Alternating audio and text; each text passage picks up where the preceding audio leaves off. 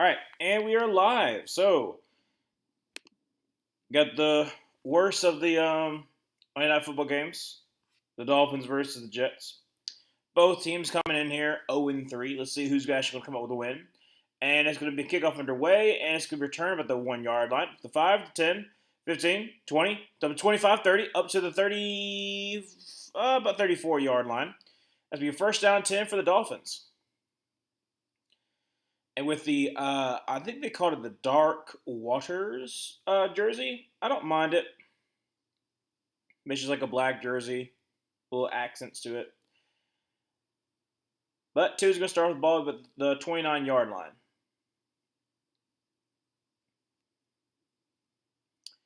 Tua, shotgun formation. H-Chan to his right.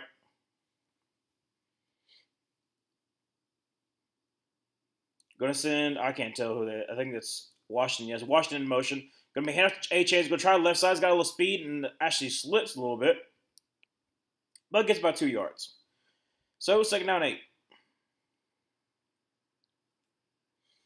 In case you're wondering, yes, Darren Waller is getting the start today. An interesting aspect from from this offseason was him getting picked up. Don't know how that's really going to go for him.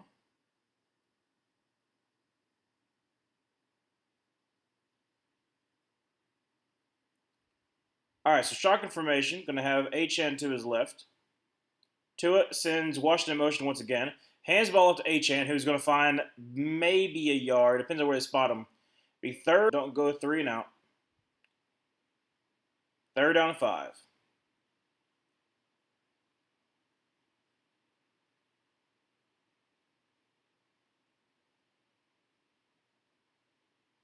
All right, Tua, shotgun formation, going to have H-N to his right.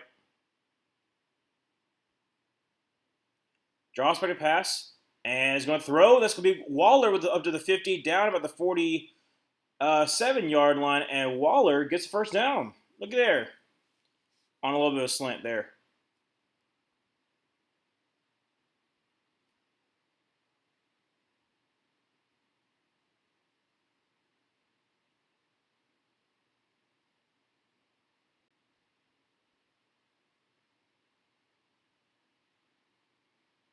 All right, first down 10 about the 47.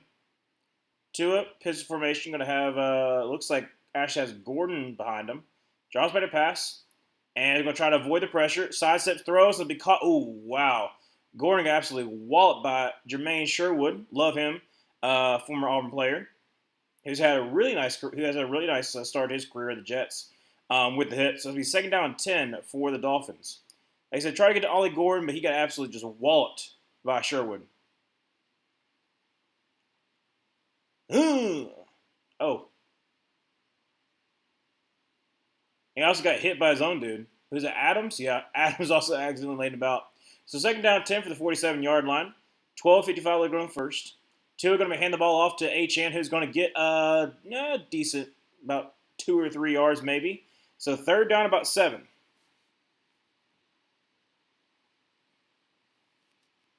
I forgot Michael Clemens went to Texas A&M.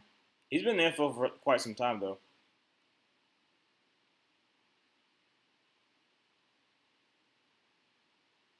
All right. So third down about 7. 12:25 left on the first quarter.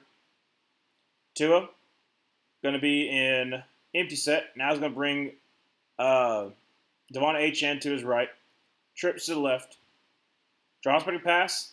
Get some kind of pressure. Throws to the left, and that's going to be a first down to Tyreek Hill for about an 8-yard gain. First down and 10. 12:05 left to go in the first.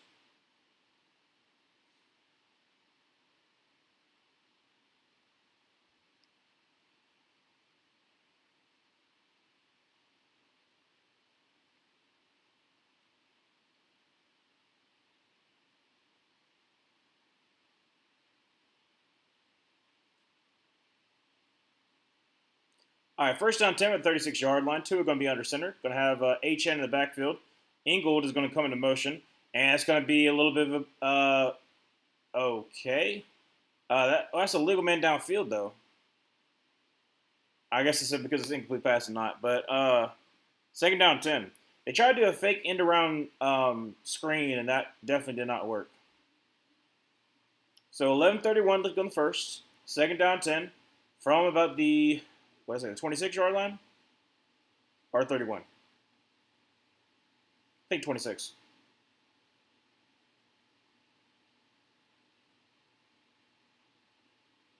No, from the 36-yard line. Sorry about that. To it, empty set.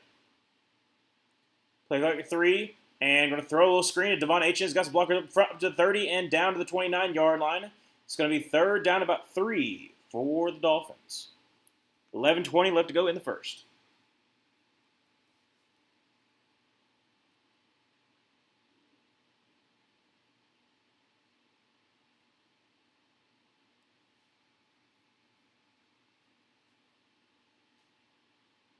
All right, third down 3. Devon Aitchen to the right of Tua, drops by the pass, throws quick screen. That's going to be incomplete. Stevens on the coverage. As bring up fourth down 3, 10:55 to go in the first.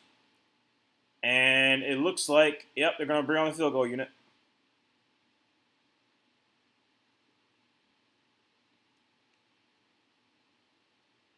I will say that Stevens was all over that, so not too much of a tug that it would have been called, but that would have been a hard catch for sure. So Riley Patterson on for this 47-yard field goal attempt. Didn't even realize that he was on the Dolphins. Kick is up and kick is good. So it will be 3-0 with 10:51 left to go in the first quarter when we go to commercial break. In case you're wondering, after this game, more than likely I will be streaming the ending to the Broncos Bengals unless it's absolute blow up.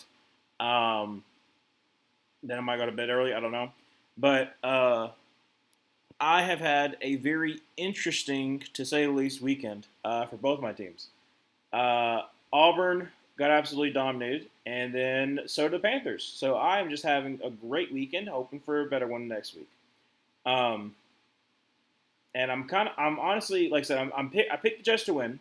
I'm hoping the Jets win because if for some odd reason that we can beat the Dolphins and they're 0-5, then I think they'll finally fire Mike McDaniel because like he'll be like 34-34, I believe, and starting the season 0-5 and losing to the Panthers never a good look. So I think there's a possibility he gets the axe. And I don't get the wrong idea. I don't want him to lose his job, but I know his job is going to get lost. So it might as well happen early in the season, and then you can just be like the Dolphins and be like a fire sale. Because I honestly think that's how it's going to go. I think it's going to be a fire sale. Obviously, the whole entire thing with the Tyreek Hill situation. Now, who's going to take Tyreek? That's a good question. I have no idea. Obviously, a lot of people say the Chiefs, but I don't know. Maybe if you're really thinking about it, if you're the Chiefs, you're like, okay, well, we're going to get Rashee Rice sooner rather than later. So do you want to trade assets to grab Tyreek Hill, who can be a little bit of a locker room cancer?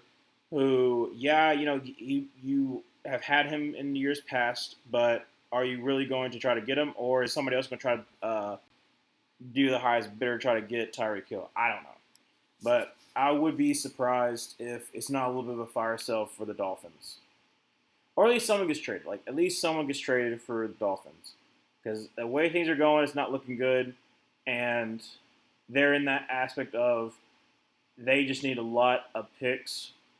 So I wouldn't be surprised if they try to trade some people. That was a quick commercial break. Let's freaking go. Good. I actually wasn't expecting us to go back early. So kickoff's about to ensue, and Justin Fields is going to get his first crack at the Dolphins. Kick is underway, and it's going to be returned by the 1 up to the 10, 15, 20, 25, and falls down about the 27-yard line, unfortunately. So, first down to about the 27-yard line. That's Austin Davis with the return. However, there is a flag. Probably going to be on the return team.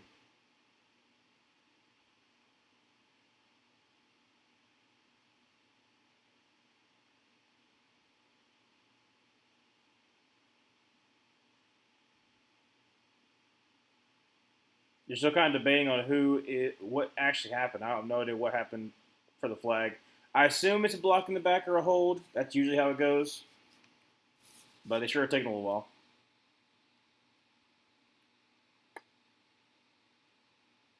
It's 10:54. Let's go to the first, anyways. So whatever it is.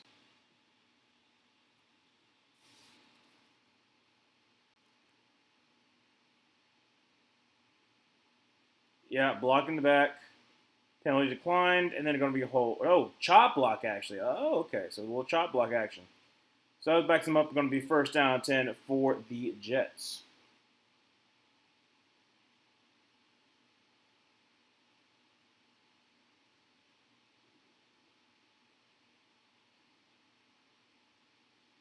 Three to zero. Let's see. I mean, they're backed up. It's going to be at about the, what is that, 12? Should I see the ball's been placed?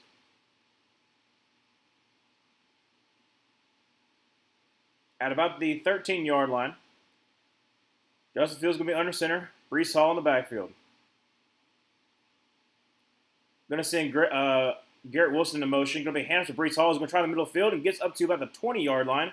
First down 10. Not first down 10. Goodness gracious. I'm sorry. Gained about 6 yards there as we second down to 4. I was getting ahead of myself. Getting ahead of myself. And for some reason, they took off Breece Hall. Okay. You gave him one carry, and you're like, all right, let's get you a little rest. I expect a big game out of him, just because I don't really have a lot of faith in the Dolphins' defense just yet.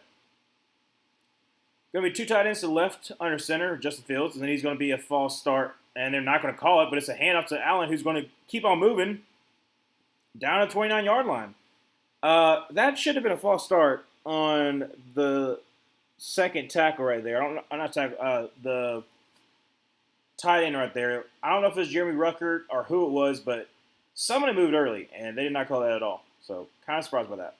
But, shotgun formation, Allen to his right. Fields drops back a pass and is going to escape. Oh, my gosh. And he's going to run up to the 30, up to the 35, and out about the 36-yard line. So, nice game there. It's going to be second down and about 3. I think that was a Mimbu that got absolutely just thrown. Was he thrown by Chubb? I think it was.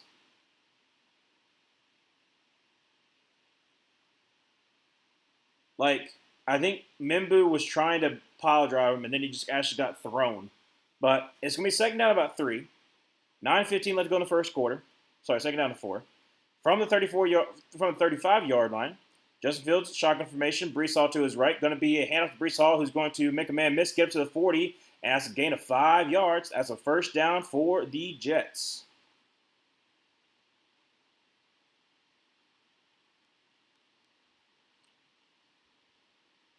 Showing Anthony Weaver right now, which, am I wrong, but isn't Anthony Weaver like a coordinator in Madden? I don't know why, but I just feel like I recognize that name in Madden for some odd reason. I don't know. Anyways, sorry. First down, 10 to the 40-yard line. Justin Fields is shotgun formation. Looks like he's got Allen to his right, and Breece Hall is split outside as a wide receiver. Drops by the pass. He's got some time. Throws to the left. That's going to be Breece Hall for a gain about 5 yards, and that's going to be second down and 5. Nice scan there by Breece Hall. So they are getting him a little more action in the in the receiving game, which kind of figured that would be the case. 8:15 left to go in the first quarter. Still second and 5. Dolphins up 3-0, but the Jets are driving.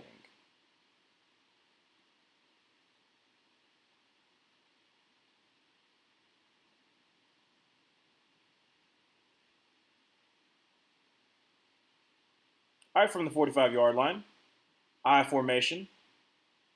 Going to be a handoff. That's going to be Allen, who's going to nice little break up to the 50, up to the 45, up to the 40, and down about the 39-yard line. Allen just absolutely I mean, he is pile driving through there. If I'm the Jets, I'm just continuing to just run. I mean, literally, like they cannot stop the run.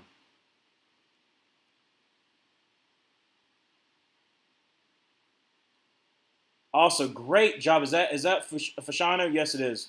Fashanu, number 74. I mean, just down the field, just absolutely manhandling number 26. So from the 40-yard line, so I guess they didn't get extra yard. Going to be under center, 2 tight end set. Actually, no, yeah, heavy set. We got a heavy set on the backside. Justin Fields does in the pocket. He's going to run. He's going to left side up to the 35, up to the 30, up to the 25, and slides at about the 21, 22-yard line. 21-yard line. So first down for the Jets. I mean, like I said, just continue to run and you're good. It's gravy. 6:50 left to go in this first half, and not really a hold. Not really a hold by Brees Hall there. For a second there, I thought it was, but I was like, nah, he let go. 10 yards per rush. That's crazy. 6:30 left to go in the first quarter. Look at Justin Fields going to be in shotgun formation. Two running backs to his side. Hero Justin Fields up to about the 17-yard line, so nice gain there, about 4 yards. Second and 6.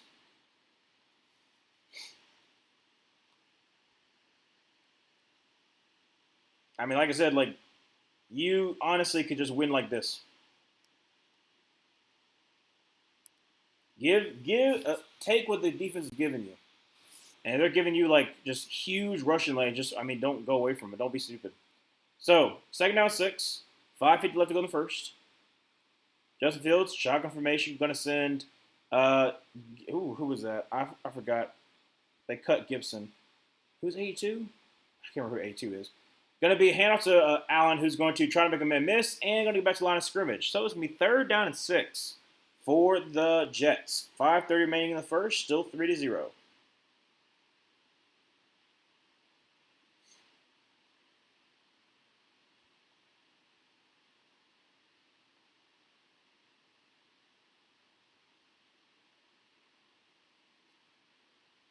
Huge third down. Well, not huge third down. I mean, third downs are always big. But it's third down and 5. Jets are driving, hoping you can get something out of this drive. Justin Fields is going to be shotgun formation and a run, and he's going to get the first down barely. Barely gets the first down, but it's first down 10 from the 11-yard line. And that was. Who is that? Hold on a second. Who is 32? I just realized I don't know the Jets' third string running back.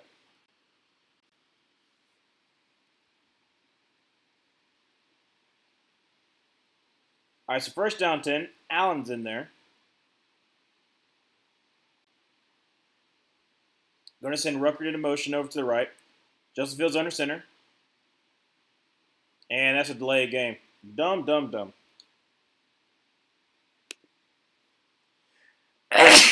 Oh, shoot. Sorry about that. Excuse me. Oh, okay. It's Isaiah Davis. Okay, yeah, he's the one from South Dakota State. Because it was him, and then you had Mason Murphy. Not Mason Murphy. I'm so sorry. Mason McCormick. That's right. Mason McCormick was the South Dakota State guard that I liked coming out. Okay, so that's who it is. All right, so from the about 16-yard line, Justin Fields steps in the pocket and is going to try to avoid the pressure. And it's going to be a flag. Just throw it away. It's fine. It's going to be illegal hands to the face by the Dolphins. So, I'm assuming, because like I said, the helmet came off from Mimbu. So I would assume it's going to be illegal hands to the face. Yep. What's up, Ryan? Hope for a good game, but just glad it could maybe, possibly, potentially end a reasonable time for us East Coast peeps. Yes. Or in a 44 tie, but that wouldn't happen, right? No, it definitely wouldn't. There's no way, no how, that a game that could possibly be good end in 40-40 tie. 3:46 left to go in the first quarter. Still 3-0. The Jets are driving thanks to that illegal's hands to the face. It's going to be first down and 10 from the, first and goal technically, from the 10-yard line. Pistol formation. And going to be a handoff to Brees Hall, who's going to get down to about the 6-yard line. Second and goal from the 6. I will say this. What's the best way to put this? The refs aren't calling a lot of false start penalties. And I don't know. I'm seeing something that could possibly be called. uh, on the Jets. But I'm not. I'm just a casual observer. From the 6 yard line, two tight ends to the left, Braylon Allen to the left. I mean, just overloaded on the left. Going to be handoff to Braylon Allen, who's going to get into the end zone. Oh, he fumbled. Oh my gosh, no way. And I think the Dolphins recovered. Yep, the Dolphins recovered on the 4 yard line. He was trying to reach for the goal line, and it got popped out. Now we'll have to review and make sure that he didn't cross the lane, but he tried to reach out and it got popped out. Let's see. Yep, it got popped out before then. He literally tried to reach out with his right, and it got popped out. And that's Jones with it. Goodness gracious. Brees Hall got like 3 points. Can he get the final 4 I need? Possibly. I like how much they run the ball, but could it be could it be to Hall a little bit more? After he gets 30 yards or 2 receptions for 13 yards, that'll be nice. Honestly, like I said, he's been getting some catches too. He had 1 catch, pretty nice yards. I mean, they were getting like 10 yards pop earlier. So yeah, I feel like as long as Brees Hall is fine, like he's definitely gonna get the next 4 points that you need. But dang, I mean, they were driving, and unfortunately, just tried to reach out and it got popped out.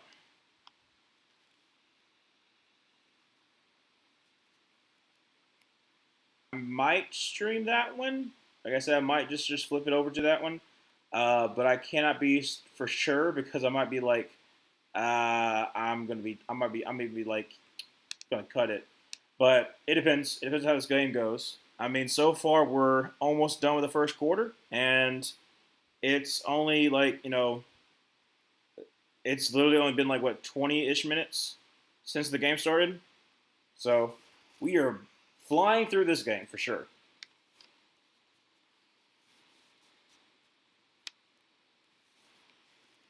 Let me actually look at the stats right now. So and I'm in too deep. Yeah, it's like literally 3 minutes left to go. In the first. If my computer will hurry up. Only have eyes. Let's see. Justin Fields is 1 for 1 for 5. Amazing. Tua is 2 for 5 for 22. Yeah. Justin Fields 3 for 29. Braylon Allen is 4 for 26. Brees Hall 3 for 15. Isaiah Davis 1 for 6. Brees Hall had that 1 reception. And then the Dolphins, like I said, they had that nice little play by Darren Waller, but not a lot of explosive plays. So from the 4 yard line, going to have Ollie Gordon to his right. Tua, going to be a handoff to Ollie Gordon, who's going to try the left side, and he gets like a yard maybe. So up to the 5 yard line, 2nd down and 9 for the Jets. No, sorry, for the Dolphins. Yeah, he literally just tried to like reach out. You never do that. Never, never, never.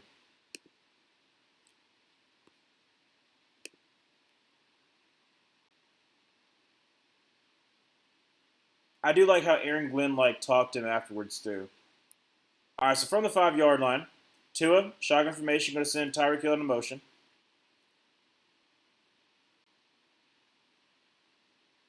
Drops back to pass, throws to the left side, and that's going to be Tyreek Hill, who's going to get the first down. 1st and 10 from about the, what was it? Well, hold a second. Yeah, that's first down. Okay. All right, so 1st down 10 from about the 14 yard line. This fumble gives me flashbacks to when a Jets wide receiver dropped the ball early on the 1 yard line against the Texans on Halloween. Yeah, that was Malachi Corley. And the reason why I remember was Malachi Corley because I was so disappointed. I was like, oh, Malachi Corley, I wanted you to be good. He was from Western Kentucky. I remember watching him because like I watched him as a student at Auburn. We played against Western Kentucky because it was him and it wasn't Carl Brooks, but it was somebody else that was on like defense for the Western Kentucky. Gonna be handoff to A-Chain. He's gonna try the left side up to the 15 and down to about the 20 yard line. Nice gain there, about 6 yards, and it's gonna be 2nd down and 4. Speaking of the Texans, what type of crack are they smoking and where can I get some? Why would they trade Cam Robinson for peanuts when their O line is so awful? Because Cam Robinson is awful. Awful. Did they get cocky after the Titans game? No. Cam Robinson is awful. They shouldn't have drafted him in the first place. And they only drafted him at left tackle because initially they weren't for sure about Ursery going to left tackle. But since Ursery has done actually a decent job at left tackle, they're like, okay, we're fine. We don't need him. So it's going to be handed to Devon Achane, who's going to get the first down to the 35. No, sorry, not 35, 25, up to the 31-yard line as a first down for Devon Achane. What's up, Adam? I'm glad you don't have any women there. They're ridiculous. They don't even like beer or football. What? Okay, Adam, no. Absolutely not. By the way, Adam, we do have a very loyal uh, fan who comes. Her name is Zoe, and she is absolutely amazing. So, no, we're not taking all that. Absolutely not. Plus, also, okay, look, I understand that depending on who you've been around, maybe that's the case for you, but no. Like, my mom absolutely loves football, and does she know all the plays? No, but she likes beer and she likes football. So, 57 seconds left to go in the first quarter. Third down, 3-0. Like I said, just penalty. Second down, 9. Tua shotgun formation. Gonna have let's see, who is that? I think it's HN. Yeah, HN to his left. Rowe actually trying to throw on the run and catches. That's gonna be Tyreek Hill up to about the 26-yard line for a first down. Yeah, Adam, we don't play that here. We have a positive community. We're not gonna play that. So about 20 seconds left to go in the first quarter, and I think maybe the Dolphins are going to take it take the end. I will say the Jets are getting some kind of pressure, but Tua is doing a pretty good job trying to sidestep it a little bit, so not too shabby. And no wonder it's Brandon Stevens on Tyreek Hill.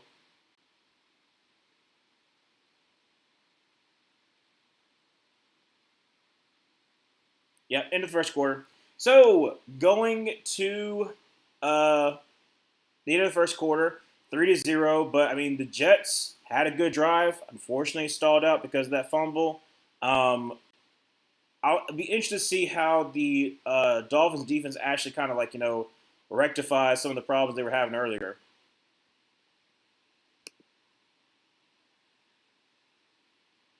Let's see what people are saying on the tweeters. Let's see. They're talking about Savanaia actually getting abused, which is kind of fair. He's not done the best so far. He's got a couple of pressures on him so far. He's the left guard, the rookie from Arizona. Let's see here.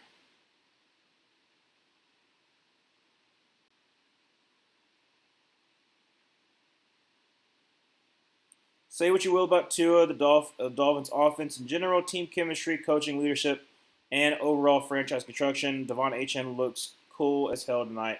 I mean, he's doing a pretty good job. Not gonna lie. Let's see here. Achane so far has 5 carries for 21 yards. And let's see how many receptions. 3? No. Wait, he doesn't have a reception? I thought he has a reception number. Just 5 for 21. But pretty decent, kind of getting around there.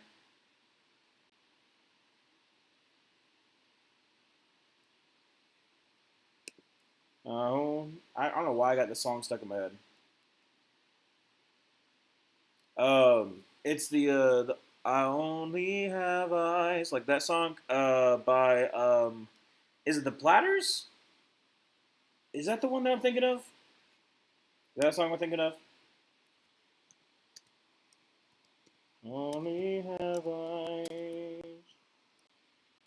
No, but the Flamingos. Oh, that's on me. But the Flamingos, 1959. Uh,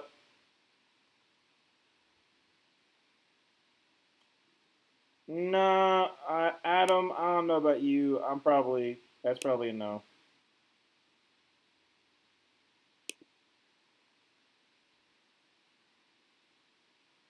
That's probably a no.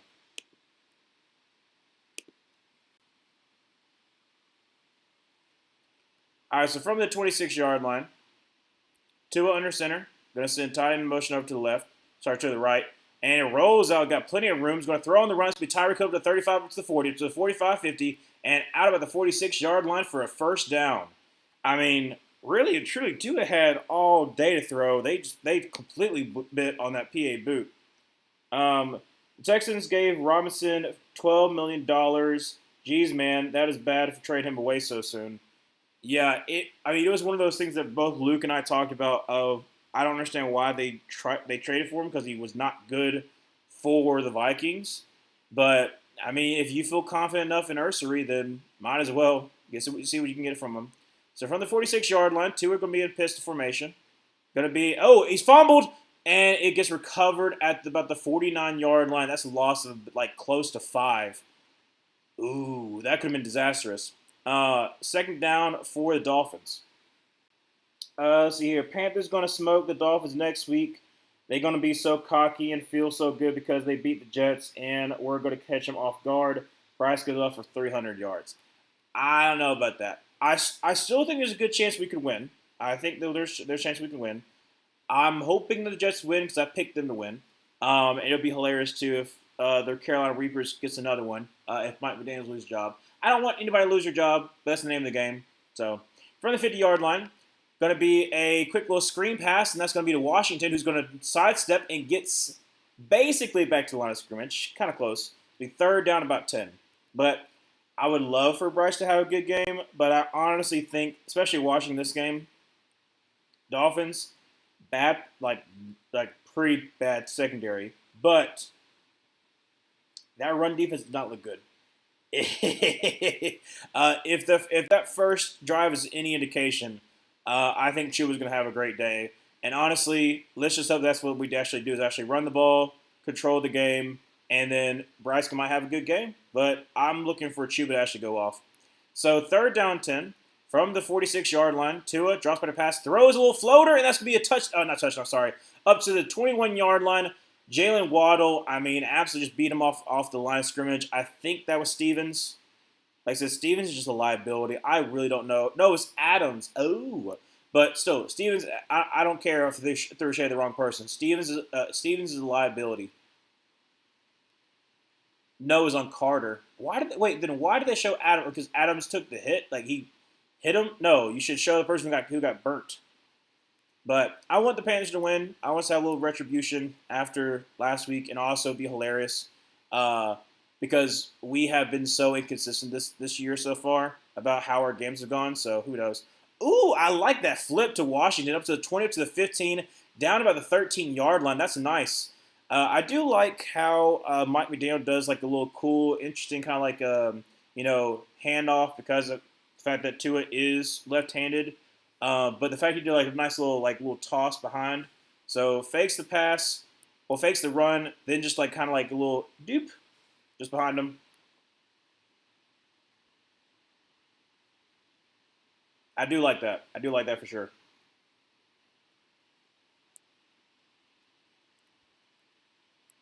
So we second down and a long one, about 2.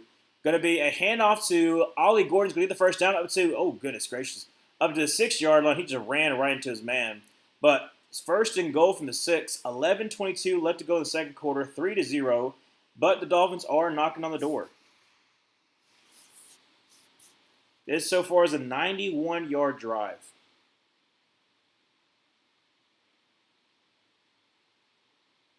Boswell's on a bye. I need a kicker. Who between these guys should I pick up? Ooh, okay. Let me think about that in a second. If this is a touchdown or something like that, when we go to commercial break, I'll talk about that. That's an interesting pick. Because I also have Boswell on bye, so I got to think of who I'm going to take. So, Tua going to be a handoff to Ollie Gordon, who's going to get basically back to the line of scrimmage. Great job there by the nice little hustle tackle by the Jets there. And it'll be second and goal from the 6. Yeah, I got Boswell as well, so I got to decide who I'm going to pick up. So, other options, Matt Prater, Daniel Carlson, Cameron Dicker, Cardi, or McManus. Ooh.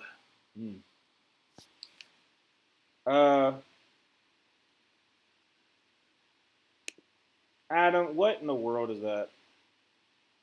It's not even clever. Anyways, from the 6-yard line, Tua rolls out, throws on the run. It's going to be complete to Devon Achane, who gets popped out of bounds, and that's actually Stevens, for about a 1 or 2 yard gain, 3rd and goal from the about 4.5 yard line. 10 minutes left to go in second. Still 3-0. Let's see if the Jets can get a stop here and force field goal.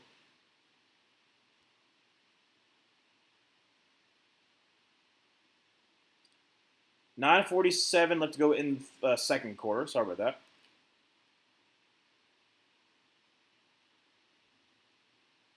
What in the world?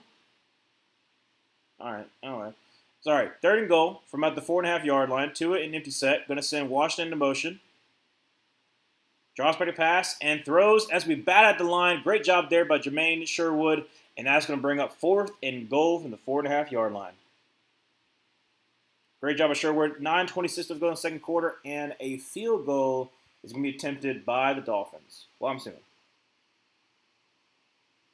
Let's play pin the tail on the pocket protector.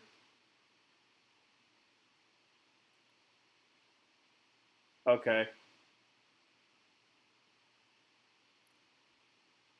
All right, it's 4th and goal, and they're going for it. Okay. All right, that's fine. All right, so Tua going to be in shotgun formation, drops back to pass, and is going to look for the end zone. So there's a little floater, and it's going to be out of bounds. Try to get, no, I don't think he got all 3 in. Not all 3 in. All 2 in. That's going to be Darren Waller.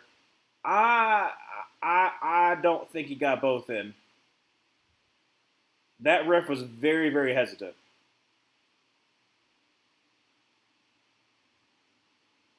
Let's see. Okay. Bam. Oh, actually, no, he did get it in. Okay, never mind. Darren Waller touchdown. Darren Waller touchdown. Look at there. 96 yards, 8:40 off the clock, 15 plays. Goodness gracious. And Riley Patterson on for the extra point. Kick is up, and kick is good. So it is 10-0. 9:20 left to go in the second quarter. Jets got to have a response. All right, so let's see here. I'm going to look at the next week games, kind of see who I think you should probably get. Let's see.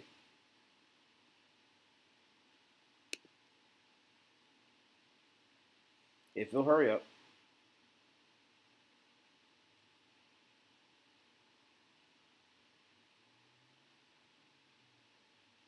Takes forever for my computer to load. Oh, there we go. Okay. So, okay. So, Cardi for the Rams going against the 49ers. So, let's see. You said Cardi. Let's see.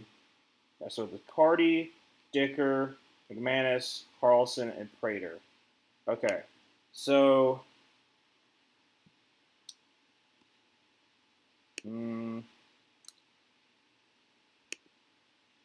let's see. McManus is going against the Seahawks. Okay. I'm very concerned about the Buccaneers Seahawks game. I don't know how it's going to go. I think the Seahawks have a great defense. So, is it so much that the Buccaneers are going to be able to drive down the field, but then they're going to stall in the red zone? So McManus could be an option. Obviously, being in the Seahawks will be an interesting environment, but that's not too bad.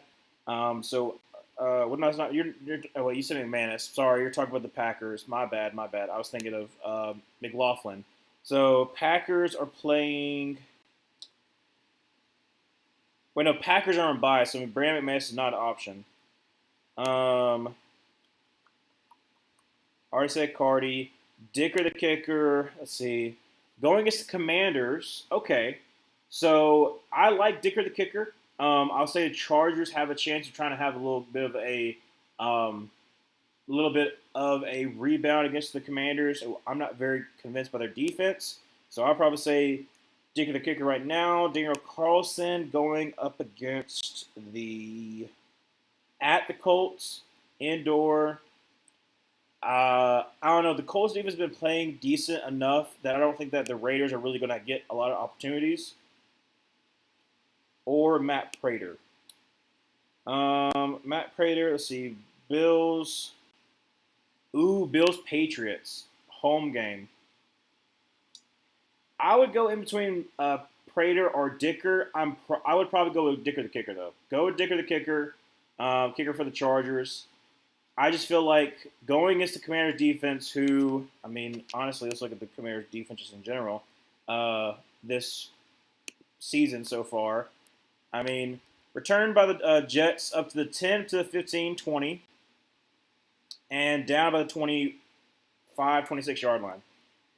Yeah, so Commanders give up 24 to the Raiders, 27 to the Packers, 34 to the Falcons. Obviously, like the Giants was week 1, but I would say do Dicker the kicker. That would be my opinion. With the backup of Matt Prater if Dicker the kicker gets taken.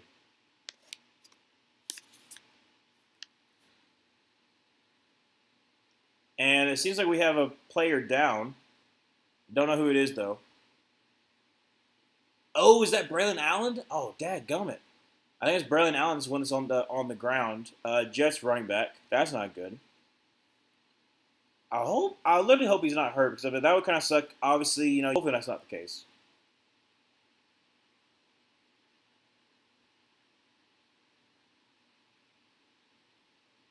I'm very confused by this. I guess vanilla ice cream, so it's like supposed to be like the iPhone, but I think it's dumb.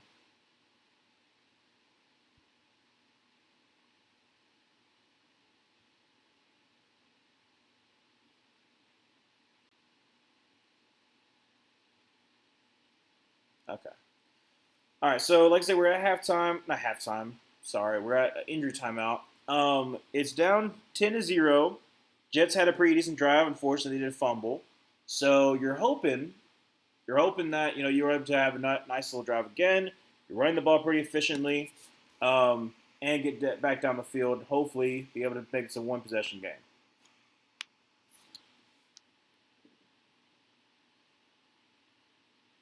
But this game is flying by, honestly. I mean, it's like what we have about we got 9:15 left to go in the second quarter, and it's been about 40-ish minutes, a little bit more than 40 minutes, of like since the kickoff actually happened. So we are flying through.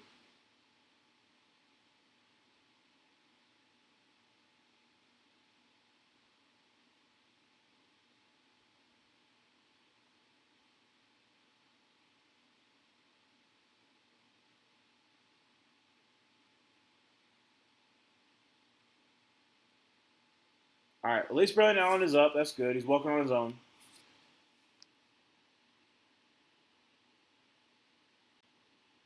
All right, so just be first down 10 by the 25-yard line.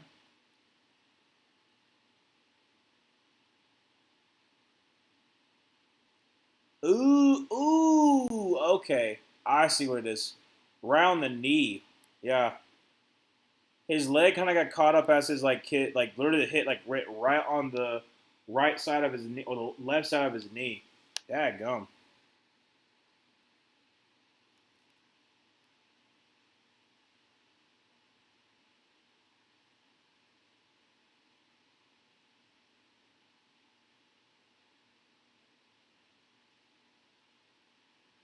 Why are we replaying it?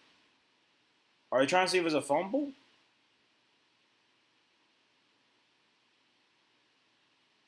Oh.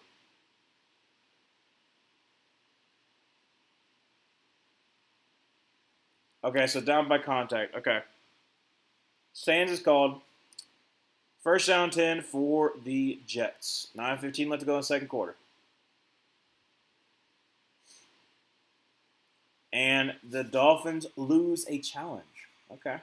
So from the 26-yard line, Brees Hall in the backfield, Justin Fields under center. Got some Mason Taylor in motion over to the right.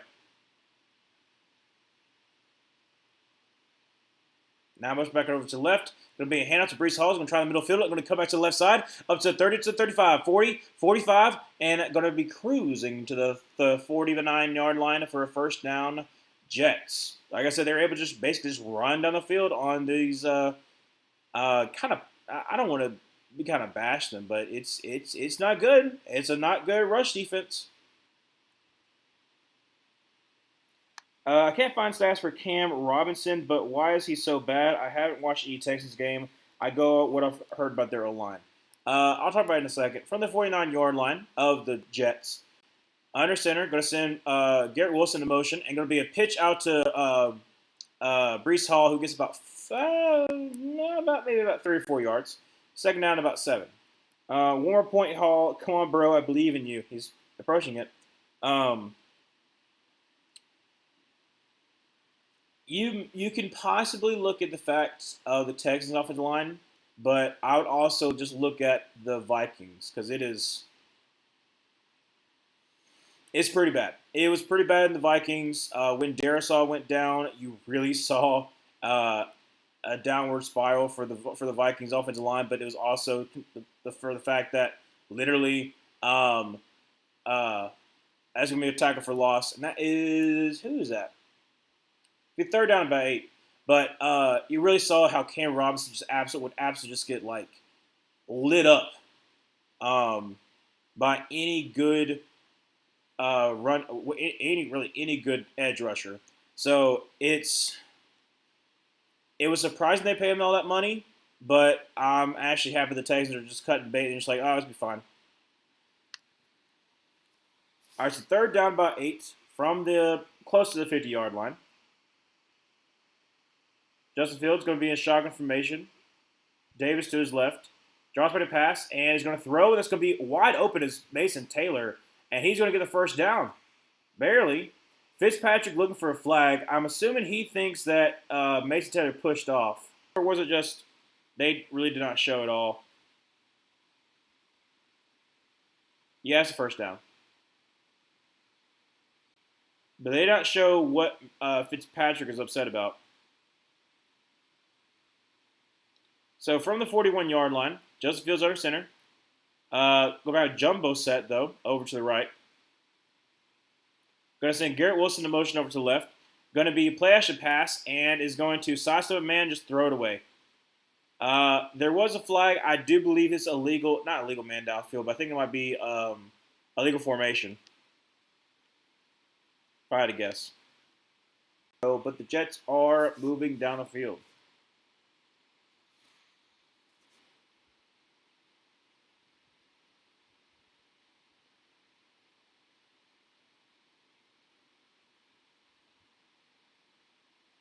Let's see.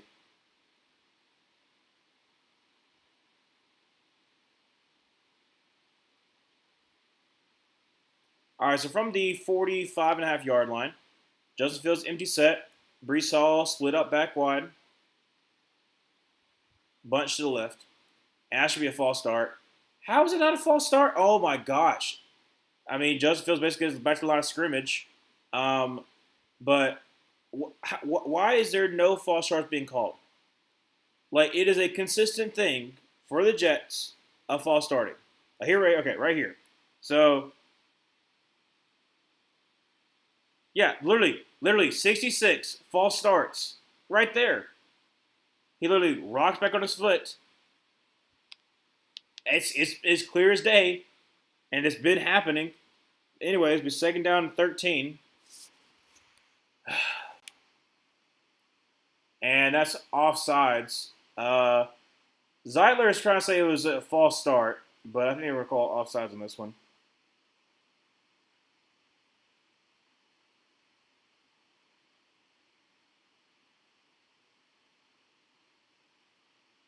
$5:58. Let's go to second quarter. Offsides, yeah, offsides. So it'll be second down and so whether 13.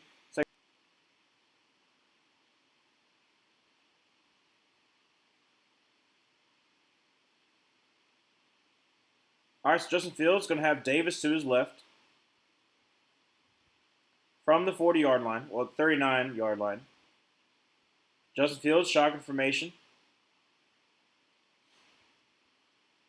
I mean, again, it's finally they called it. It was a false start on I think goes on Mason Taylor. Yeah, but like it's been a consistent thing. Like literally, like it kept on being a thing. But thankfully, they finally called it. Sorry, excuse me. You a burp in there. All right, so now it's back again, second and 13. Justin Fields, shotgun formation. Going to have Davis to his left, drops for the pass, and is going to throw. That's going to be complete to Garrett Wilson. Not a great throw. Garrett Wilson stays in bounce, and he gains another about 4 yards. So it'll be third down and about 4 for the Jets. It was not the best pass, but Garrett Wilson got the sticky hands. So 5 minutes left to go in the second quarter. Still down by 10, but the Jets are in a very crucial 3rd and 5. You get stopped here, you got to settle for a field goal, but if you continue to move on, you're able to score a touchdown. Looking pretty good. Feeling pretty good.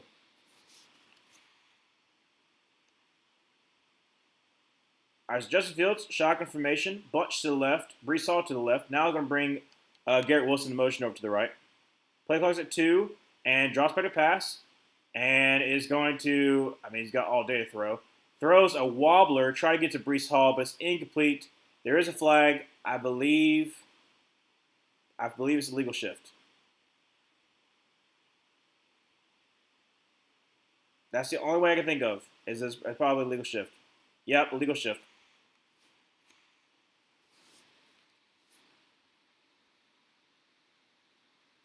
Declined.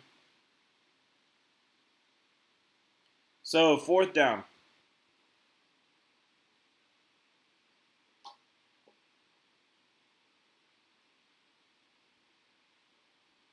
Yeah, he wasn't quite set.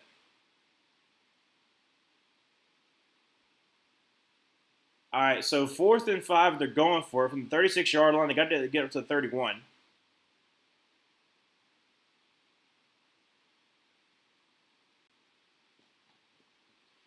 .423 left to go in the fourth. Sorry, in the second. Sorry about that. 4th and 5. Trips to the left. Draws back to pass, and he's going to try to avoid the pressure. And he's going to fumble, and it's going to be returned down to about the 43-yard line. 1st down 10 for the Dolphins. Back-to-back fumbles to end a Jets drive.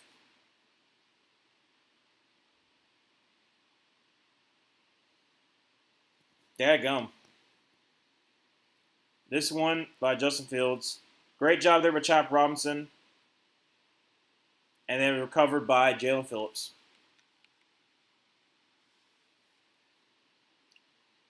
Well, let's see if the Dolphins can go up by 3 scores. That's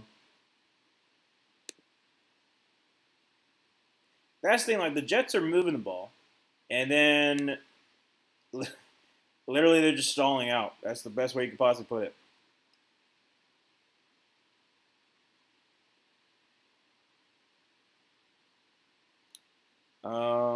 Let's see here.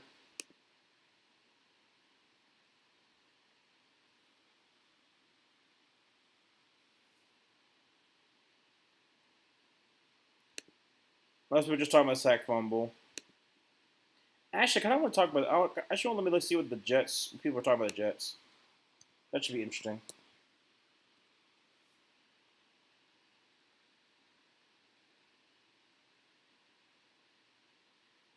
Jets need a QB. Yeah, you can kind of say that.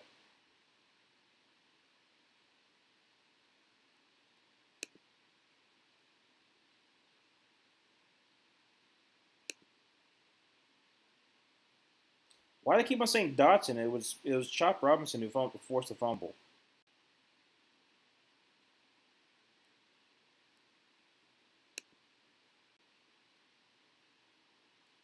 Jets are the worst team in professional sports. I don't know about that.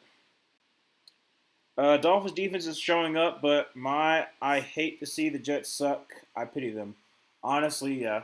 And we're not a good team either, but you're having 2 great drives and you just end in fumbles.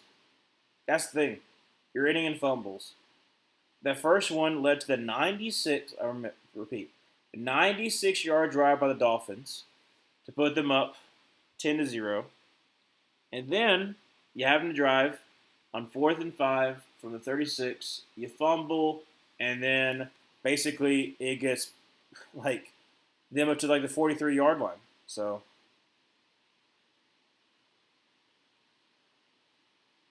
Tua going to be in shotgun formation. Let's say Ollie Gordon's to his right. And going to be a handoff to Washington, who is going to get tackled at the line of scrimmage. Great job there by how do you say his name? Oh, his brother's at Miami right now. Dad Gummit, I can't remember his name. It's like Magaoa. I missaid that like way too hard.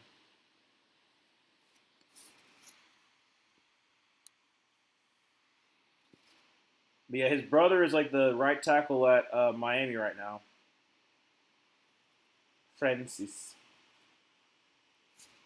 All right, so from the 43-yard line, two in pistol formation. Going to send Tyreek Hill in motion over to the left. And going to throw a quick little screen to him, who's going to get basically a yard. Great job there by Brandon Stevens, keeping it outside leverage and basically forcing it back inside. So 3:18 left to go, second quarter. Third down and about 9. Let's see if the Dolphins are going to stall out here. I'm mainly saying it because like I want the Jets to win. Just being a little bit biased, but I do want the Jets to win. So they pick them to win. From the 42-yard line, third down 9. Shotgun formation. Achane to his left. Tua drops by the pass, and that is a huge hold. Doesn't even matter. Tyreek Hill gets the first down.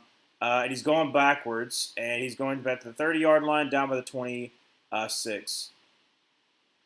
They didn't call a hold on that? No way. No way you don't call hold on that. Okay, there we go. There's a hold. I about said I didn't even see a flag. I was like, that's the clearest hold I've ever seen in my life. He literally dragged him down. So that negates a third down conversion. They're going to back him up significantly. Now, on the flip side, Michael Carter is down on the play. Just cornerback, which is not good. They're already kind of limited. So we're going to go to commercial break.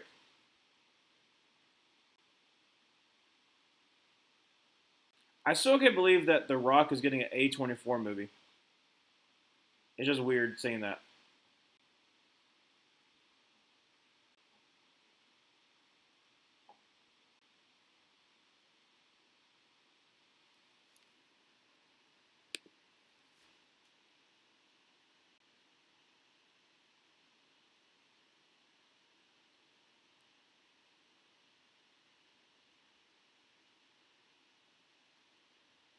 Those are some good food. I'm sorry, I'm a little hungry.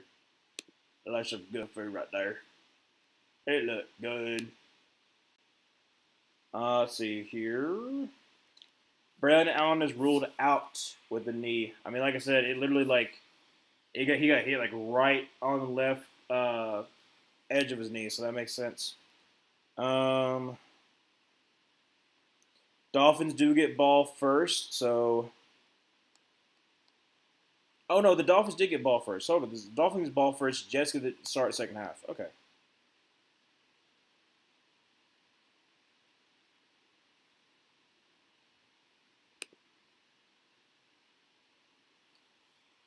Still a commercial break.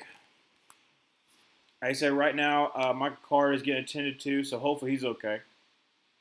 Dolphins are going to be like third and forever. I don't know exactly where the end of. You just showed this commercial. Why are we showing another? They're showing another A24 Dwayne the Rock Johnson Journey movie. Dang, hoping for the best for Brandon Allen. Injury suck. Hope he recovers swiftly and completely. Exactly. So we never will hope for injuries. And like I said, it was unfortunate. Like, it was a kick return. The guy absolutely just just like I said, right on the knee.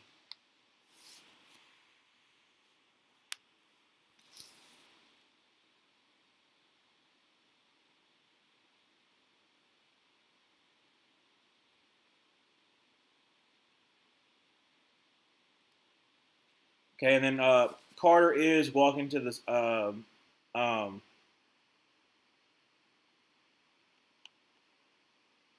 locker room. Goodness gracious, my mind just went blank. I think it's like a shoulder injury. So third down, and how long is this? 2:25 to go second quarter. 19, and going to get up to Washington, who's going to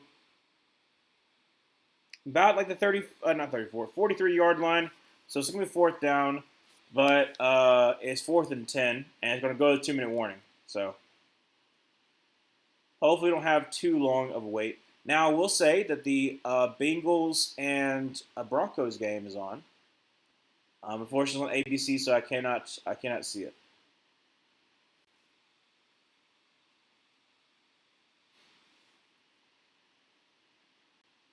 And we'll go to commercial break. Of course.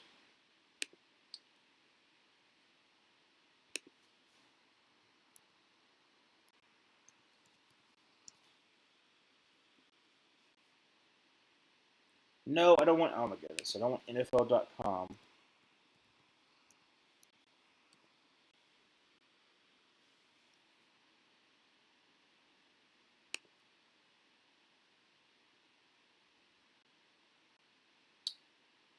Let's see here.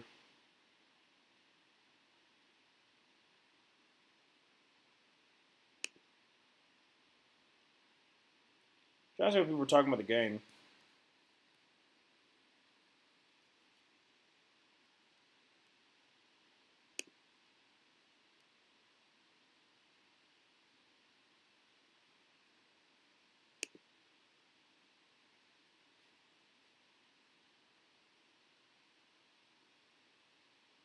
Patrick 10 is going to be trying to lock down Jamar Chase.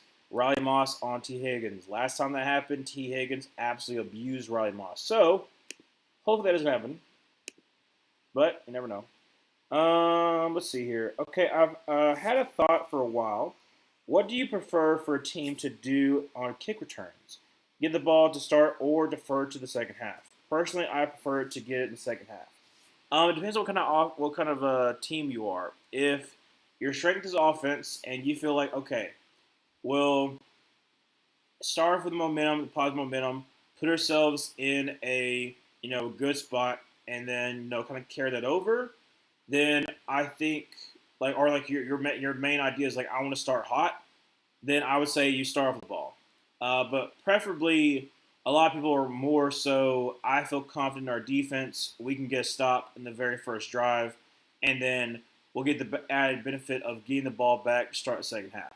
So I would usually try to defer, but it depends on how confident I feel about my offense going against their defense. Kills post momentum, gets you a chance to score again, and you have something to look forward to if you're down. Yeah, that's true. But I think it also kind of helps with if you're going first, you can basically try to like dictate the momentum of the game. I think that's the other thing too. Like if you have a high scoring offense, then you want to get the ball first so that you can be like, okay, I'm starting off the right foot. Punt is away. Speaking of foot, and it is going to be out of bounds at about the 12-ish yard line. But because like I mean, you think about it. If you're playing a game and your defense is already up 7-0, you're feeling pretty good. Like you say, oh, if I can just get a stop here, we already got the momentum. So I would say, it just depends on the team.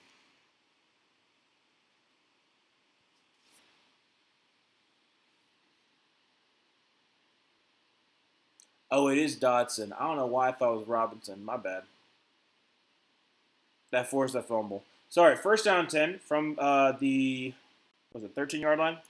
152 remaining second quarter. No, from the 16-yard line. Sorry. Justin Fields shotgun formation with Brees Hall to his right.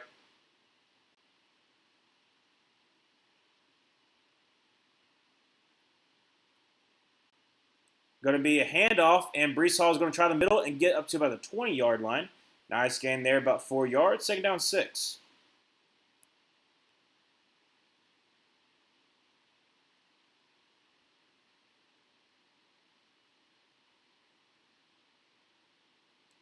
Justin Fields drops back to pass, and he's got all day to throw. Going to throw it to Brees Hall. He's going to get the first down. Nice game there. About 6 yards. First down 10, 125 left on the fourth. Continues to run. 122, 121, 120.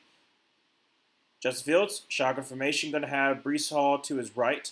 And going to be another handoff. He's going to try the middle field. Gets to the 30, down by the 33-yard line. Clock continues to run. 109, 107. Gain there about 5 or 6 yards. Second down about 6. Maybe second down 5. Second down about 6. Second down 4. What am I talking about? Sorry. Justin Fields dropping the pass and only rushing 4 throws. That's going to be Brees Hall again. Gain about 4 yards. First down 10, 46 seconds left, and the Jets call a timeout.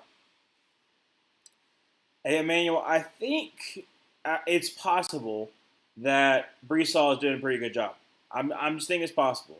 So, also, just letting you know that the Bengals are in the red zone.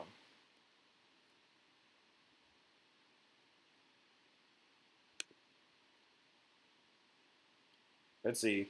Brees Hall has... Let's see. No, I don't want YouTube.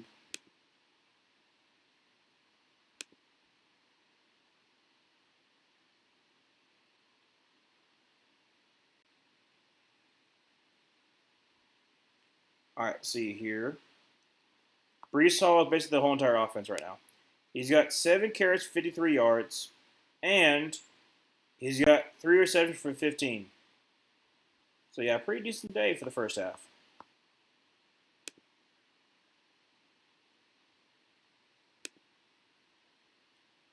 What's up, Sticky?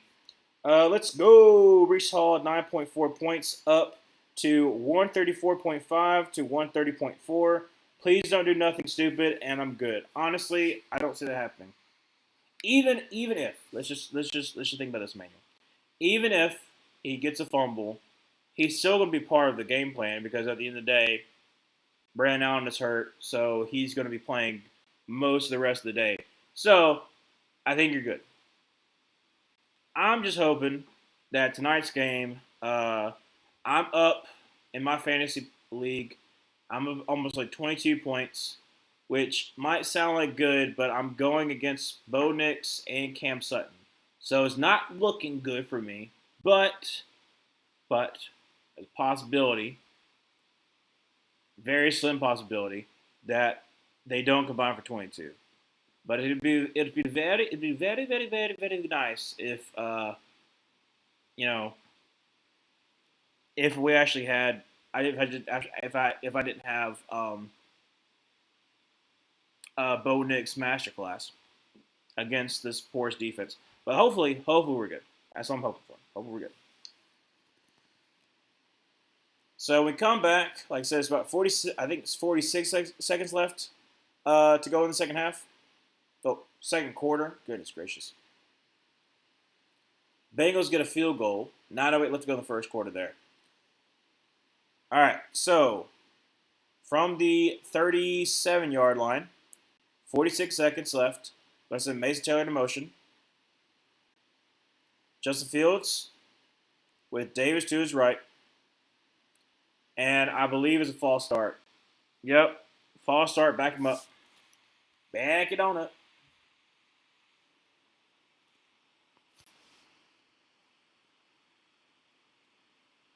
I'm glad they finally called it because there's a lot of times with it's false start. So, first down 15.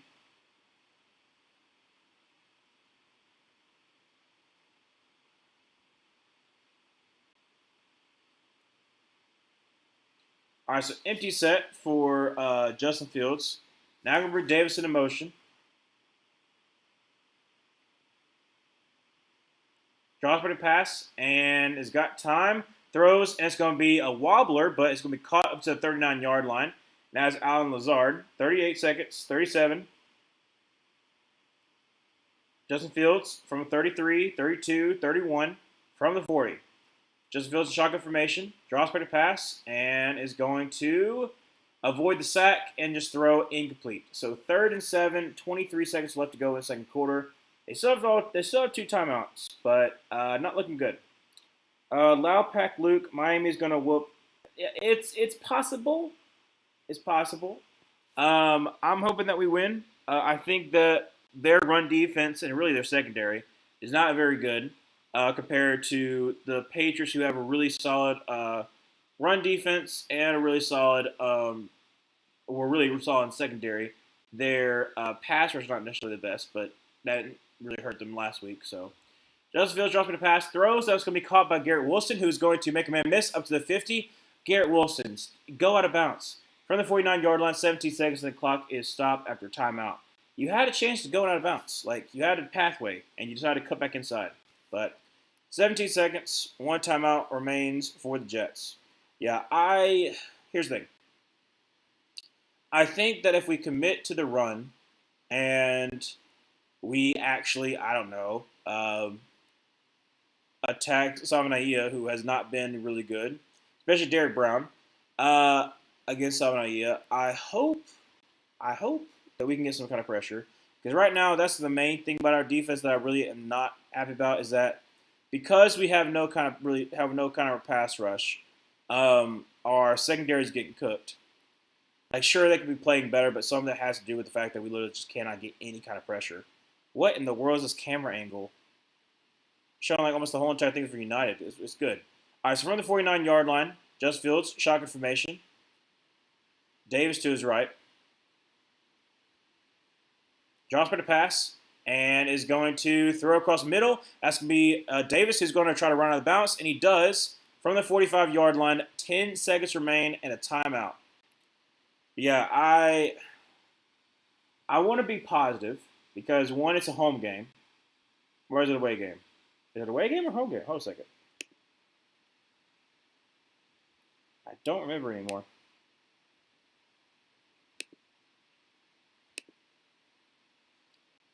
Yeah, it's a home game. So generally we play better at home. So maybe we can get a win. But I don't know.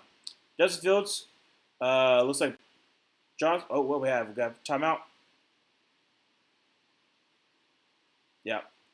I thought the Falcons would cook y'all, and look what happened. LOL. I can definitely see a world where y'all beat the Dolphins. They are not a good team. Don't let this game confuse you. And honestly, like I said, okay, so the Jets have been able to move the ball. Their first drive, driving down, they're running down the field, and then a fumble, and then the Dolphins marched down the field and scored touchdowns. So generally, it was 3-0. Then it became 10-0. Now Jets are driving back down the field. So, like, they're able to move the ball. It's just, are they stalling out? Which is what happened to us against the Patriots. So I'm a little concerned about that too. But I'm hoping the play calling actually a little bit better than what it was last week, which was a problem, but that was not definitely the only problem. So from the 45-yard line, second down 6, Justin Fields got all day to throw and throws across the middle of the field, and it's going to be incomplete. 5 seconds left to go in the second quarter. And a flag is thrown. Oh, no, it's going to be pass interference. I think it's going to be pass interference. Yeah, no, illegal contact. So first down, 5 seconds left to go in the second quarter. On Trader Jr. Oh, absolutely. Goodness gracious. He literally, like, horse collared him. That's dumb.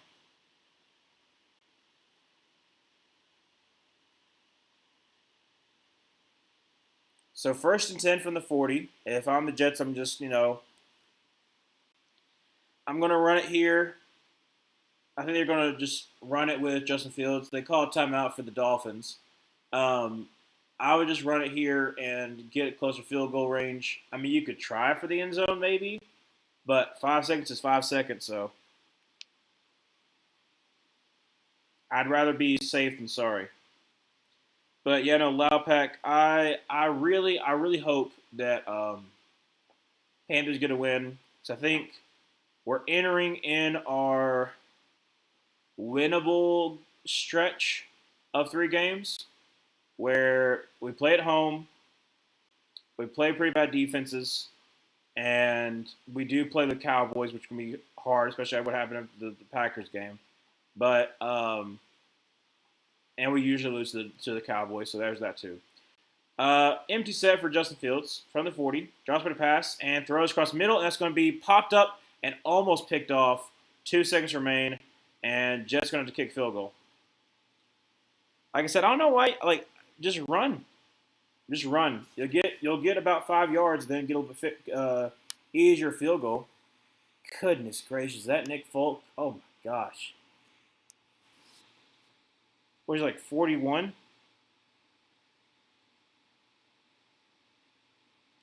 All right, so this right here is a 58-yard field goal by Nick Folk.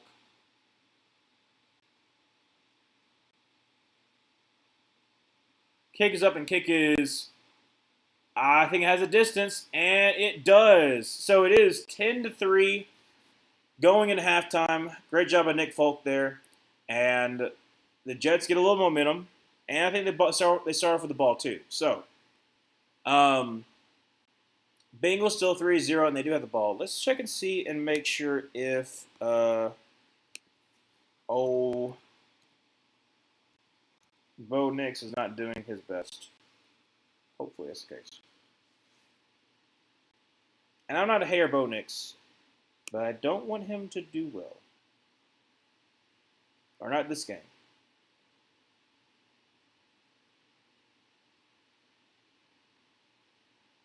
All right, so let's see here.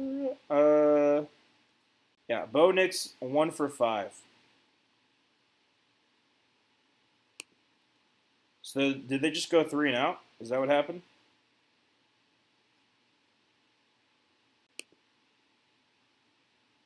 Yeah, pretty much.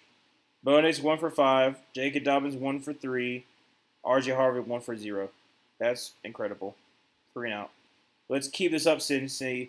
Cincy, I need you to pull through. I need you to pull through. And T. Higgins already has 2 receptions for 25 yards. Yeah.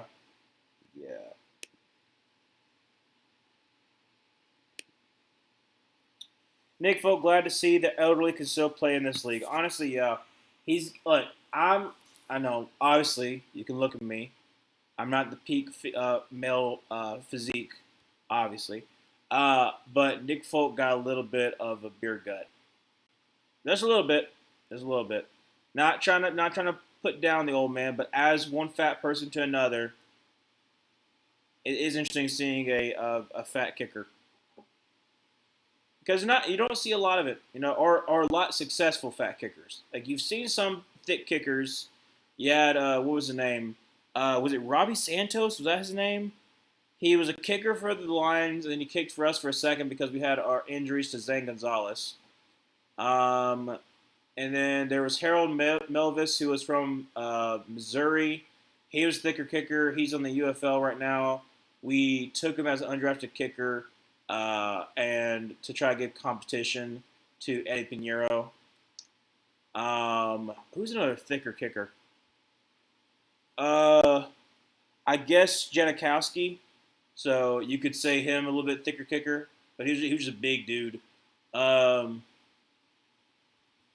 Who's another thicker kicker that I'm thinking of? Obviously, back in like the 50s and 60s when offensive linemen used to kick, so thicker kickers there. I don't know. If I'm the Jets, I don't have my head down. You're able to move the ball, but you got to take advantage of situations. Like that fumble is looking kind of devastating right now. Not devastating, but like, it's basically the difference in the game.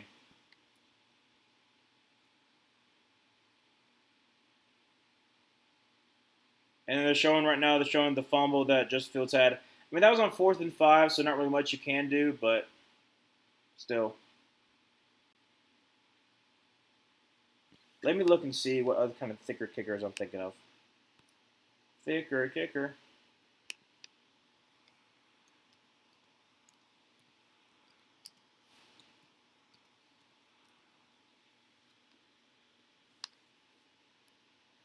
So they don't want to talk about Harold Melvis, but there's somebody else that I'm thinking of. Who?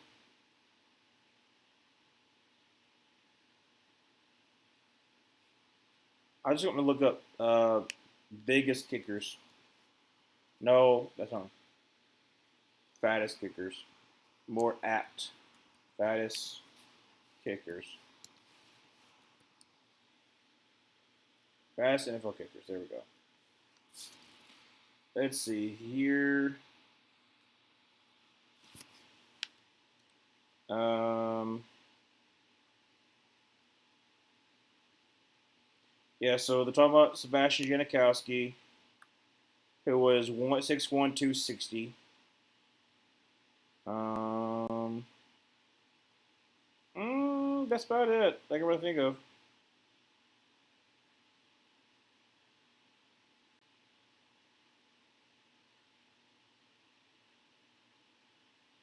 Yeah, that's all I can think of. That gummit, I thought there was more.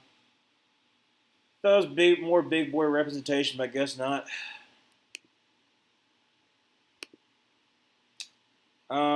If Nick Folk had kids young, and they had kids young, you could generally have kids in like kindergarten say, "My grandpa plays in the NFL," and that be current.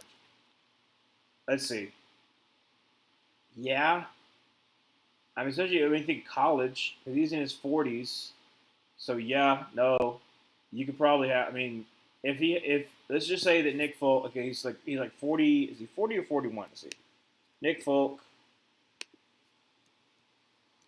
hilarious. If he's like only like 30. As a spouse, but a spouse in 2012. So more than likely, no.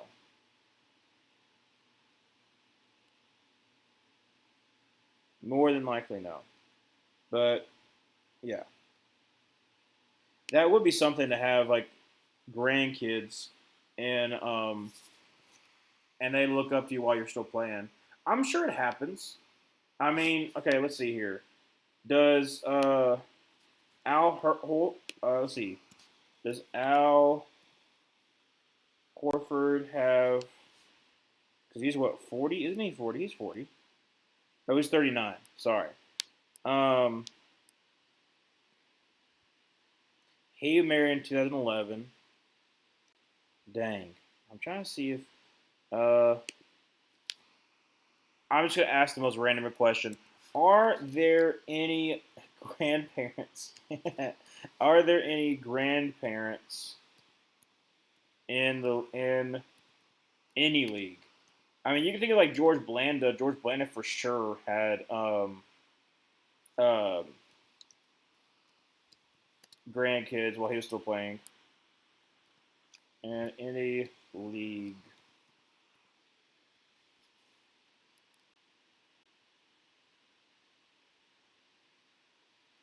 Okay, so let's see here. Apparently, in baseball, Stan Musial, that sounds like Mucinex. Sorry. Became a grandfather in his final season. He proceeded to hit a dinger in his first at bat and slashed .341. That's pretty nice, honestly.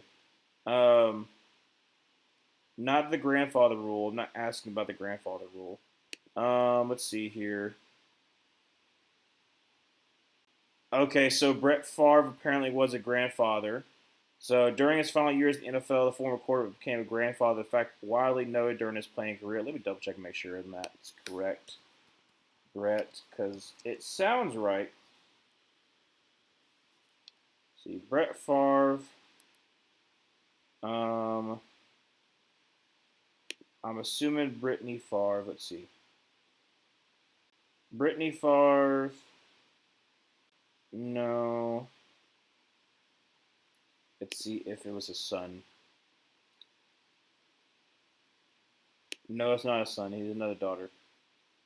No, Braley Favre is the one that had the whole entire situation.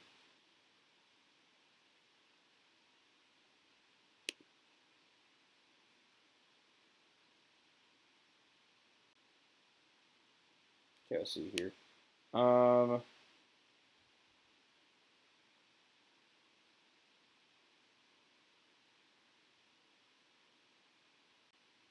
okay, so yes. So, weird tidbit, but Brittany Favre, Brett Favre's firstborn, uh, had a son, Parker, in April of 2010, which 2010 was the last year for Brett Favre. So technically, he played one season. Um, technically, played one season as a grandfather. So Brett Favre would be the one that we could talk about. But do we really want to talk about Brett Favre though? You know, I don't know if we want to talk about Brett Favre. He was at the game though. He got to see the tie. I'm so mad about the tie. I'll talk more about the tie. That's what I'm talking about. Because now I have my thoughts all in my head of the tie, and I'm sick and tired of the tie. I'm sick and tired of seeing the fact that we stayed up all night to watch a tie. And I get it. I get it. If you're Green Bay, it makes more sense. You basically give yourself a gimme field goal. You make sure that you're not going to have a loss, and you're not basically tied with the other two bottom feeder teams in the NFC North. But the fact remains, you had time. You were the one who did the stupid thing. You're the one who decided, hey, you know what? We're just going to just drain the clock. So, yeah, I'm a little bit upset about that.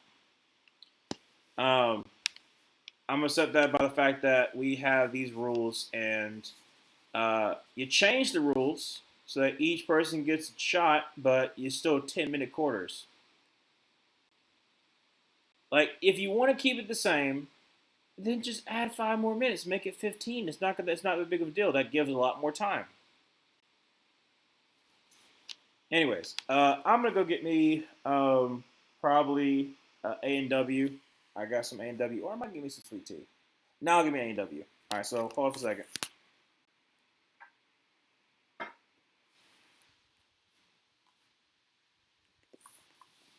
Put that right there. Make sure it's nice and comfortable. Ooh. Gotta stretch my legs out a little bit.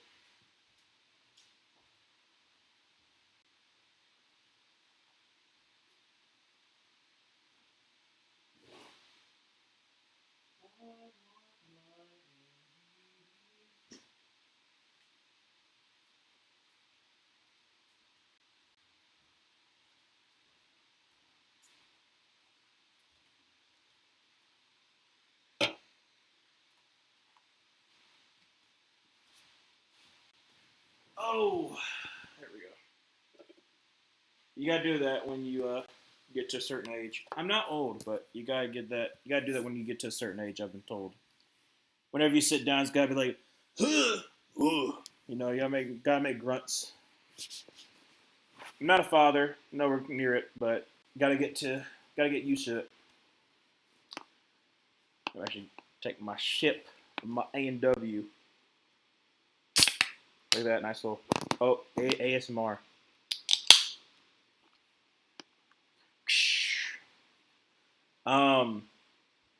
I don't really have a favorite root beer. Kind of depends on what mood I'm in. I was in an A&W mood today. Went grocery store shopping. And I was like, you know what? I'm going to get some A&W. I will say, depending on what you're doing, if you're doing like a root beer float, mug. Mug's got that foaminess with it. Like Mug is a little more foamy than the others. If I'm doing like a can, I would say A&W, and if I'm doing a bottle, I would say Bards. Don't know why, but it's like a different taste. It really is.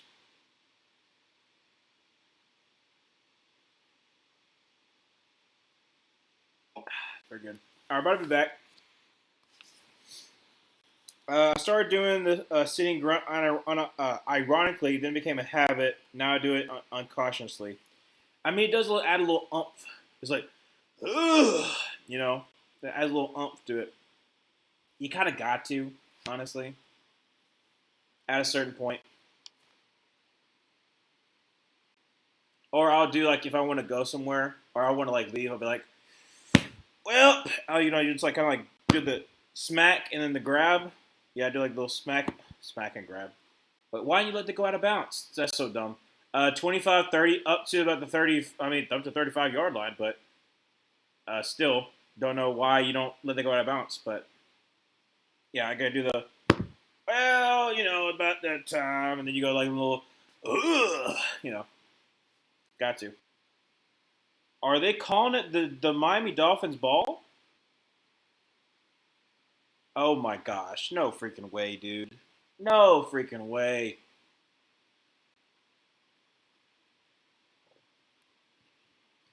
First down for the Dolphins. Let's run that back. Let's run that back. Let's make sure that it's actually a fumble. Let's see here. Oh, it definitely for sure is. What? No, wait. Yeah, no, it's a fumble. It's a fumble. Jets, and it's fumbling. Goodness gracious. Um, maybe it's because I'm an uncle. I gotta act like one. Well, that's what I think. Maybe that it is. Maybe because you gotta be like, oh well, no. If you're an uncle, you gotta also just like some corny jokes. Well, it depends on what uncle you are. That's another thing too. There's a couple different uncles you could be. Couple different dads you could be. A couple different uncles you could be as well. So you could be the fun uncle, uh, the funny uncle, or what can sometimes be one and the same. Going to be a handoff, and he gets nothing, absolutely nothing. That's Devon HM. So second down and 10. Because I'm not an uncle, but I'm probably not going to be one for quite some time. But I am a uncle to other people's kids, so technically, but not like literally. Second down and 9. 14-20 left to go in the third. From about the 35-yard line. Tua, going to be a pistol, with looks like Ollie Gordon behind him. Going to be hands to Ollie Gordon, who's going to try. Oh, he slipped. He slipped. And he's going to lose. He will not lose. He's going to gain about a yard. So third down and 8.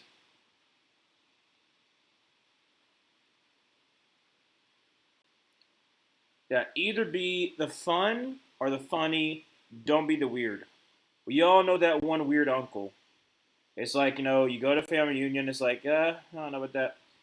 All right, Bo Nix drops back to pass. I'm calling both games. And he's going to try to scramble, and he's going to run to the end zone for a touchdown. Dadgummit. Well, not looking good for my fantasy.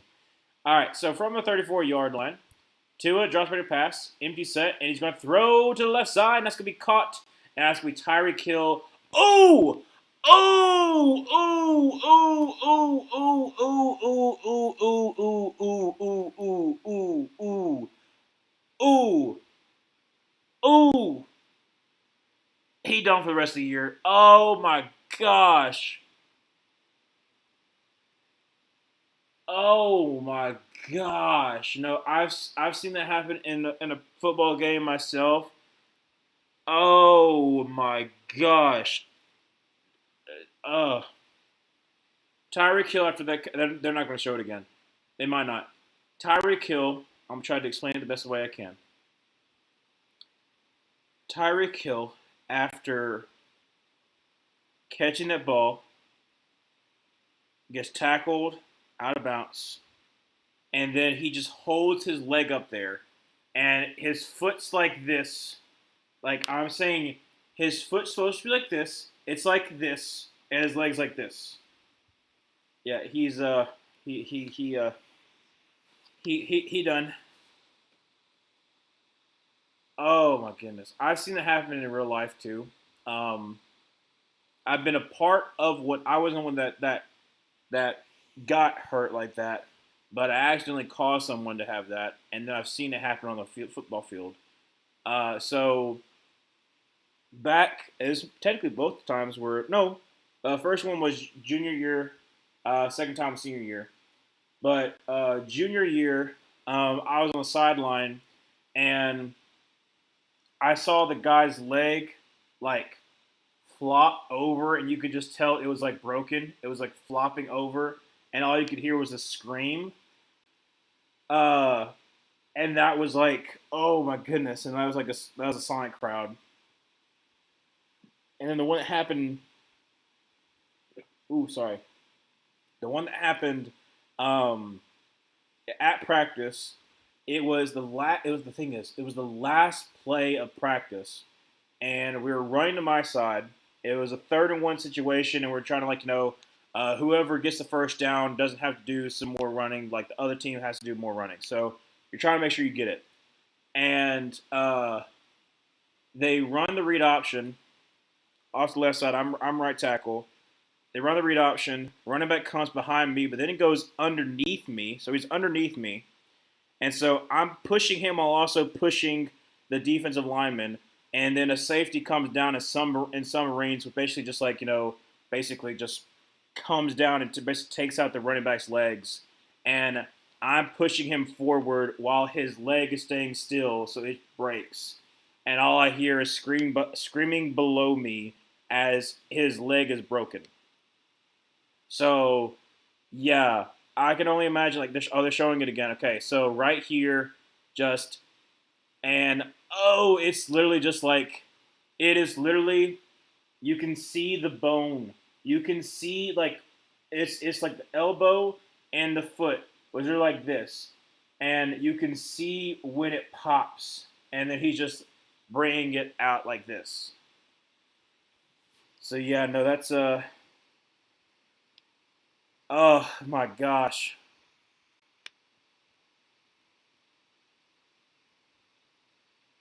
I mean that's done for the season.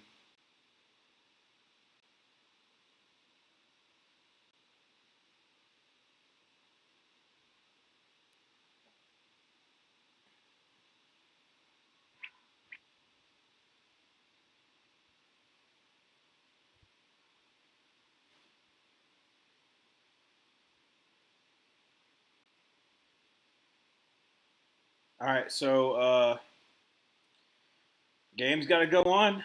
3:15 left to go in third. First down 10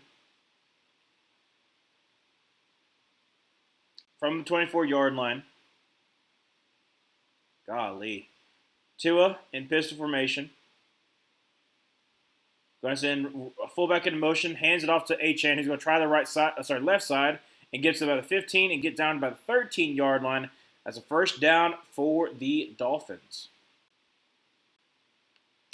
End of the first quarter, 13-7. Broncos are up.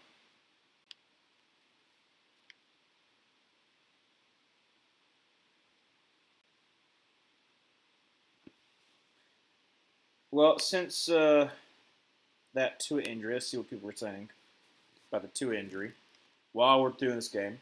So from the 13-yard line, Tyreek Hill's injury. We got going to have Darren Waller in motion. Going to be a handoff to Achane, who's going to get up to about the 10 and down about the 9-yard line.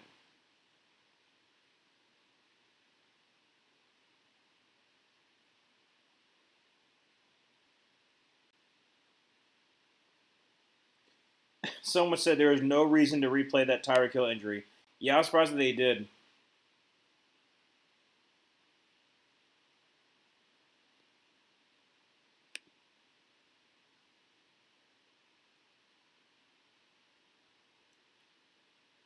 Don't watch Tyreek Hill injury. Yeah, it's pretty gruesome, but I've seen it many times before, so that's why I'm not really upset about it. Tua is going to throw for the end zone and another touchdown to Waller. Who could have seen him get 2 touchdowns? At 16-3.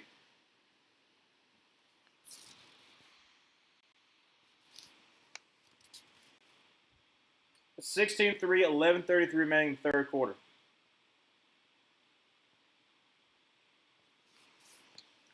So, am I wrong? Or no, the Dolphins scored a field goal in the first drive. But what in the world was that there, ESPN? Um, but literally after the fumbles, they've literally been giving up points. Like every single time.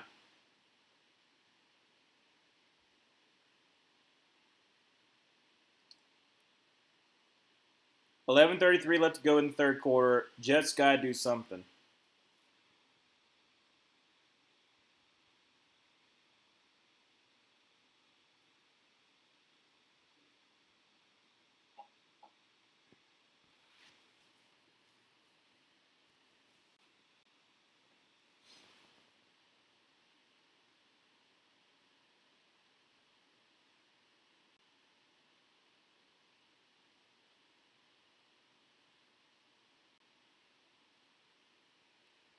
Um. Whew, it's I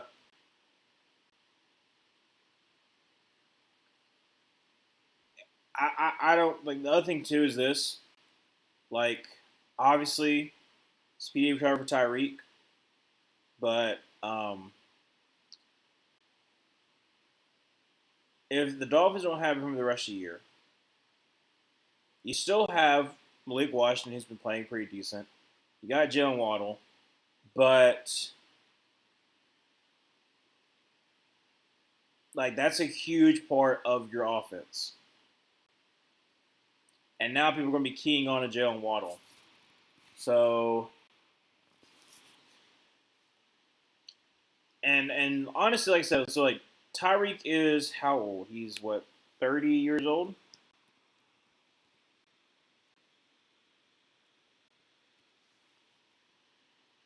31, and he turns 32 in the off season. Okay, so that's where I'm like, is he going to be able to like go through the rehab, get back to full strength? But how much longer does Tyreek really have? Because the speed is a huge portion of his game. You're hoping that he's able to recover and get back to the same exact level he was, but that's really hard to do. He was already unhappy being in Miami, but now who's going to take that contract? Who's going to take Tyreek while he's nursing an injury? So,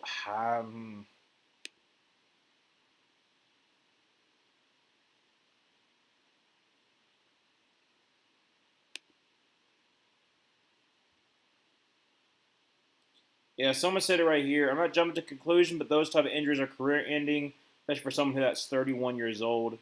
Yeah.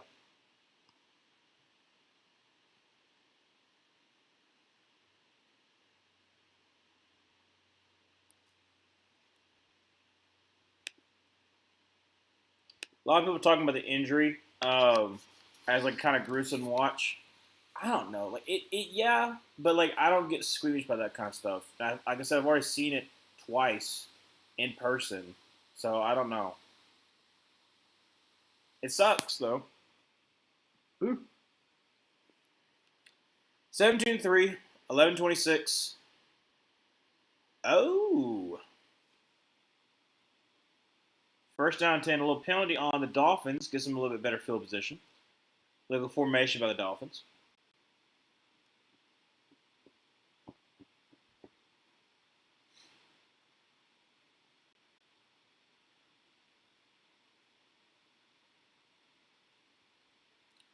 First game with two receiving touchdowns since 2020. All right, so going to be a handoff. That's going to be to Brees Hall, who's going to get to the 50 and down about the 48-yard line. Nice run there, about 4-ish yards. Second down, 6.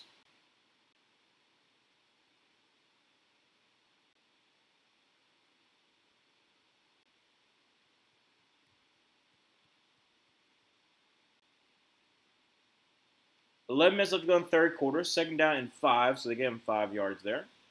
Brees Hall in the backfield. Justin Herbert under center. Justin Fields under center. Going to be a handoff once again to Brees Hall, who's going to get back to the line of scrimmage. That'll be it. I really hope we didn't just watch a man's career end before our eyes. Yeah, like maybe he can get back, but I don't think he's going to get back. He's not going to have the speed that he once had. I mean, like you got to think about it. You gotta be able to go through all that rehab. It depends on the severity of it, so how long it's going to take, and then you're also going to be 32 years old. So third and 5, going to be another handoff who is going to get basically about 4 yards. So it'll be fourth down and 1. 10:05 we're going the third quarter. Bringing in the big boys.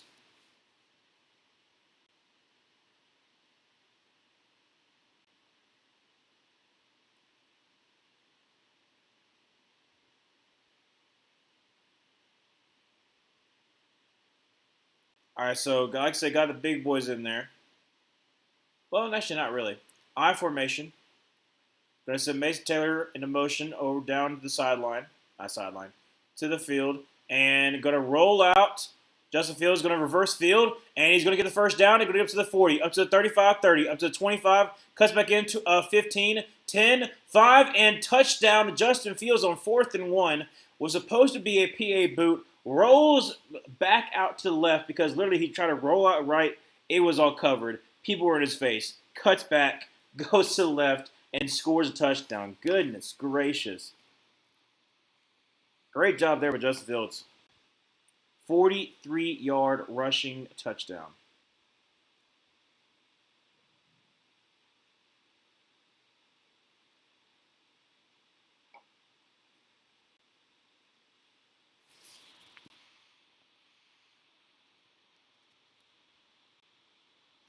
Well, that's the touchdown you needed. So 9:23 left to go in the third. Edge points up and good. So it is 17-10. 9:23 and left to go in the third. Jets gotta get stopped.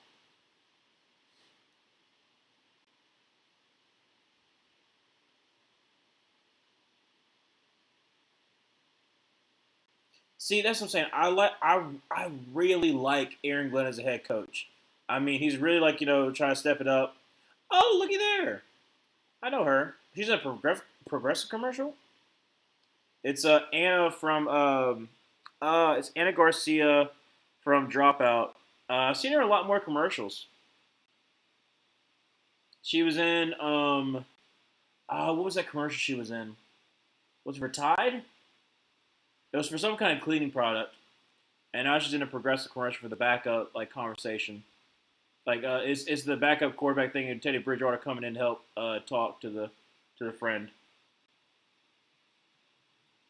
I'm glad she's getting some work. She's really funny. She's really funny on Dropout. I don't have Dropout. I don't pay for the subscription, but they do have posts and things on YouTube. So interesting watch is Dropout. Used to be College Humor, if you remember that. Man, Aaron Glenn would be such a good coach if he didn't coach the Jets. Well, maybe this is the one. Maybe this is the one that kind of helps turn things around. Or maybe this is just another Todd Bowles situation, which is you could possibly get to 10-6 and then it doesn't even matter.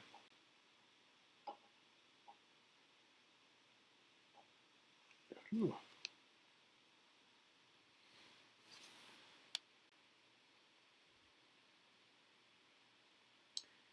What's up, Daniel? Happy Monday. Hey, everyone. Yeah, it's been a interesting Monday night game, that's for sure. Yeah, I know Tyreek, not in career, but in prime, pretty much. Right then, there, that injury. And Jets did score, so Jets are put in a situation where possibly they can get back in this game, make it interesting. I'm trying to remember the score prediction that I had, though. I can't remember. But I did have the Jets winning.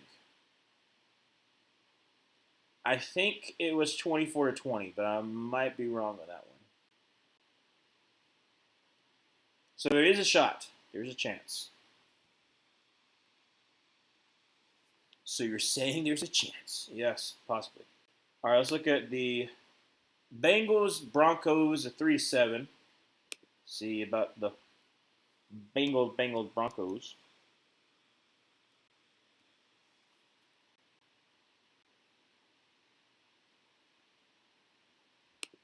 Kick is away. It's going to be returned at the 1-yard line. Up to the 10, 15, 20, 25, 30. And that is going to be Washington up to about the 33-yard line. Let's see here. Bo Nix 3 for 5 for 43. Oh yeah, they got Tyreek. Got his leg elevated, and he's already in a brace.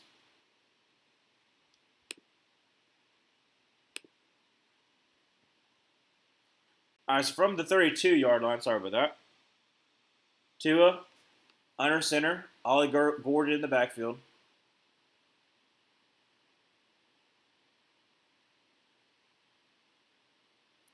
There's an HN in motion, going to be a play action pass, throw, and that's going to be almost picked off. Not a good throw by Tua there. 2nd down and 10. And a late flag comes in. Are they going to call pass interference? Pass interference on Ahmad Sauce Gardner. Let's see. He's on Jalen Waddle, and man, kind of a little ticky-tacky though. Hope the Broncos win for Zoe's sake. Yeah, I picked the Broncos to win. I can't remember what I had though. I think I had like a Broncos by big. But I hope that they don't win by big, or if they do win by big, it's not because of Bo Nix. Bo. Front 42-yard line, 1st down 10. I formation. Roll out. And it's going to throw on the run. It's going to be to Waddle, who's going to get the 1st down to the 45 and down by the 41-yard line. 1st down 10 for the Dolphins. 9:05 to go in the 3rd.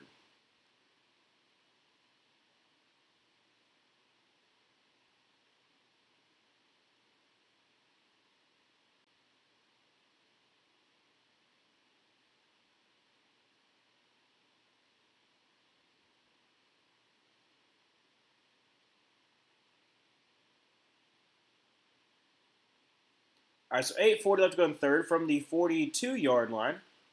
Going to send HN in motion and roll out by Tua, who is going to basically get back to the line of scrimmage, and that'll be it. So it's going to be 2nd down and 10 for the Dolphins. For the Dolphins. 8:20 left to go in the 3rd quarter. They're almost like 50-50. They got 17 rushing attempts, 18 passing attempts.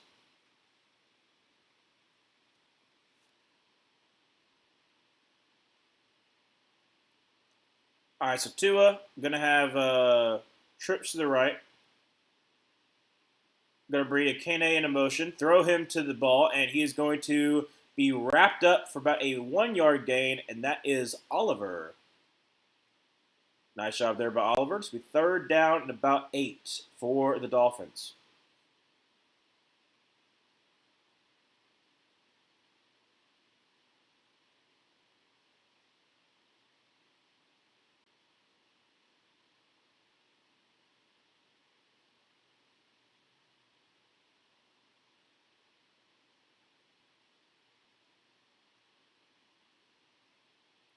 Tua, 3rd down 8, shotgun formation, Ingold to his right.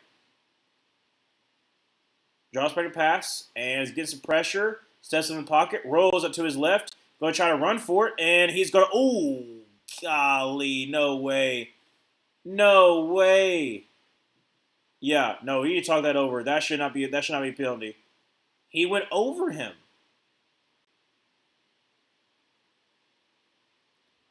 I don't think this would be a penalty.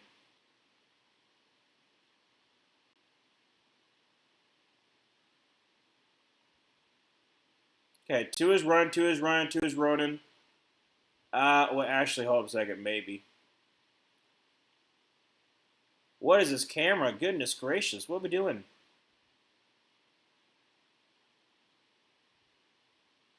Okay, yeah, it is Kiko, yeah.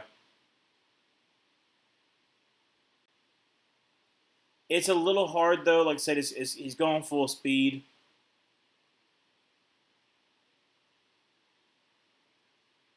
Honestly, Tua does more damage to himself.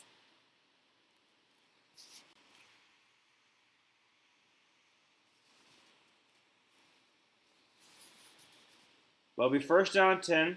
6:50 left to go in the 3rd. From a 20. Tua in pistol. Going to be handoff. That's going to be Ollie Gordon. He's going to try the left side. Bounces out again, and he's going to get down to about the 16-yard line. Nice little tough run there. Going to be 2nd down about 6.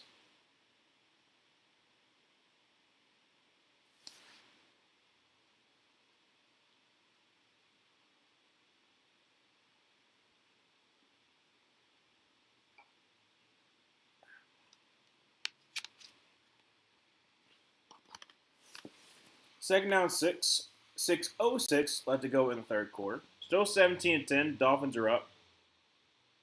Jets need a turnover or a stop here. Tua going to be rolling out and throws across the body. That's going to be caught, and that's going to be Waddle for a first down to the 9-yard line. First and goal from the 1. However, there is a flag.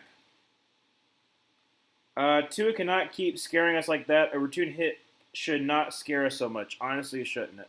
But like he hit his back, like his hit his back of the head like really hard. Like I'm saying, like he did more damage to himself than he got hit with. So penalties on Oliver. I mean, he's all over him. So I get it. I get it. But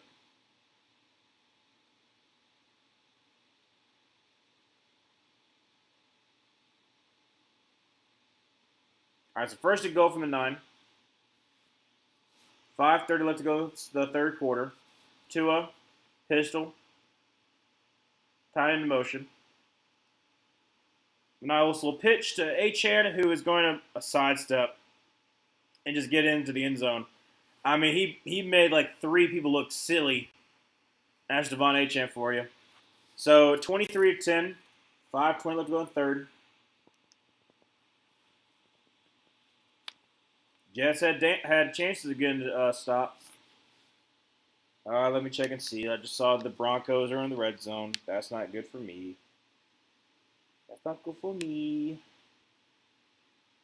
That's not good for me.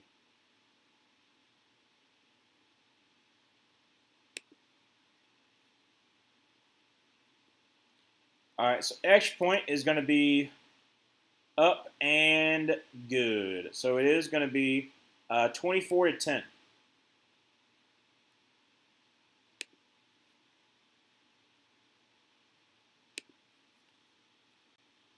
All right, Bo Nix 7 for 10 for 101. He's got a rushing touchdown, and Courtland Sutton has 2 for 53. So yeah, I'm probably gonna lose. Let's just look and see what the fantasy is like right now. Sing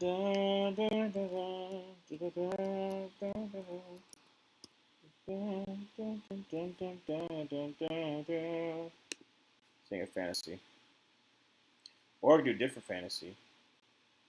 Man, let's see. Alright, see here.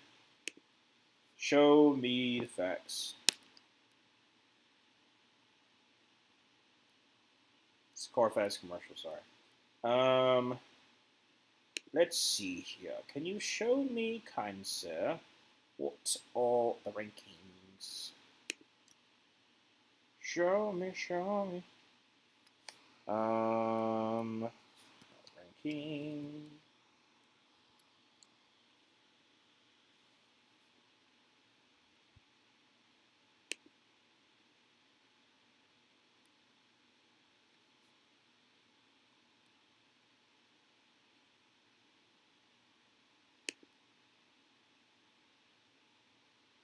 Because I had to have them combined for over 22. So if they combine for over 22, then I'm going to lose.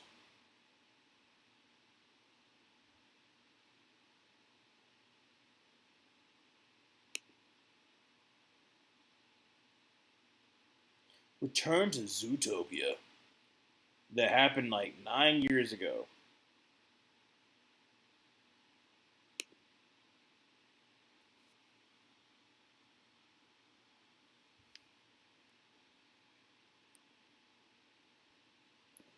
Alright, so Bo Nix, yeah. Alright, so Bo Nix has 10.9 and Courtland Sutton has 8.3. So yeah, no, I'm losing. I'm for sure losing.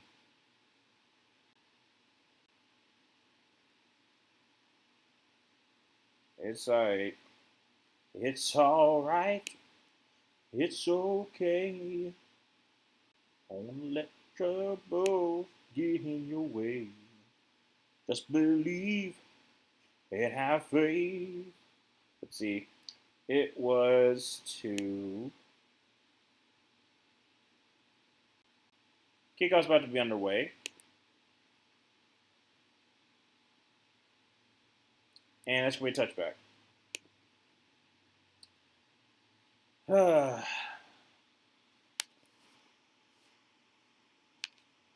Goodness gracious, what in the world is wrong with my mic? All right, we're good? There we go. It just felt kind of weird. All right.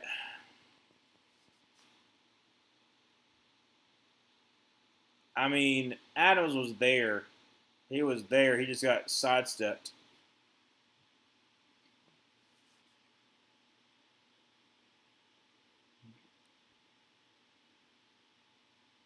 From a 35-yard line, Fields under center. Gonna be a play action pass, roll out, throw on the run. It's gonna be caught. This gonna be Mason. No, actually Ruckett, and it's gonna be enough for a first down. So first down 10, 5:13 left to go to the third. Still 24-10, but there's a possibility that the Jets can score a touchdown on this drive, and I'll be back to a one touchdown game.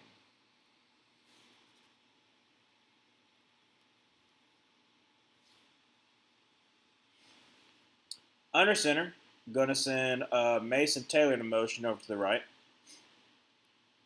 Hall in the backfield. Now moves Mason Taylor to the left. Going to be 2 times to the left. Hand off to Breece Hall, who's going to get down to about the 49-yard line of the Dolphins. And a nice 5-yard gain there. Second down 5.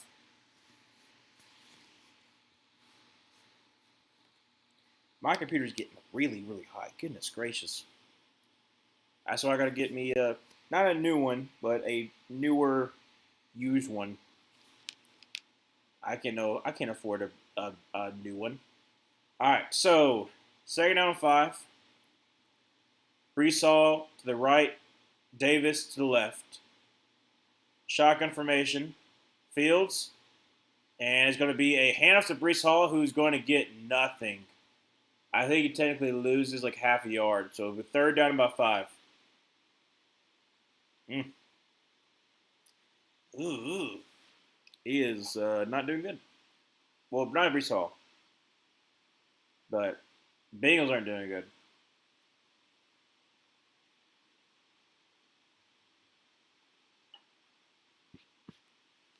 From midfield, third down 6. Justin Fields, shotgun formation. Davis to his left. And going to be a handoff to a Davis who loses a yard. Great job there by Zeitler. Not Zeitler, but is it Seiler? Zeitler is the guard that's on. I want to say he's on the Lions now. He was on the Ravens. Okay, I'm questioning the decision making by the Jets. I understand you're good at running, but it's 3rd and 6. Like, why are we running on 3rd and 6?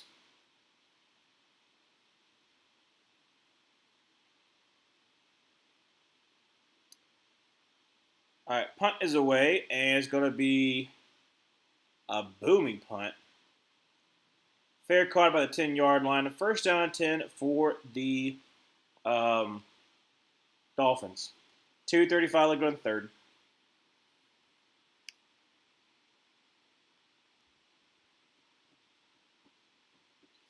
A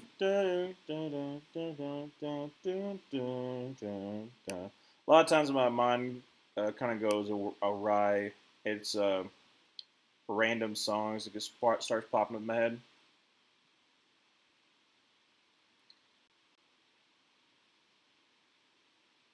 Get discretion, not what I asked for. Okay, well. Come on. Show what people are talking about.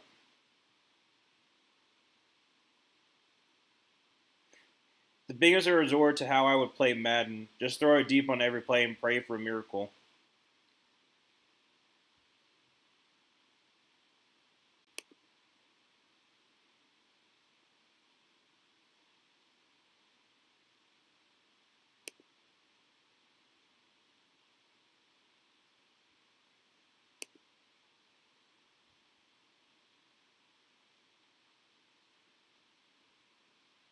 Yeah, this could be ugly quick. I think the Bengals are about to punt the ball, and they're down 14-3.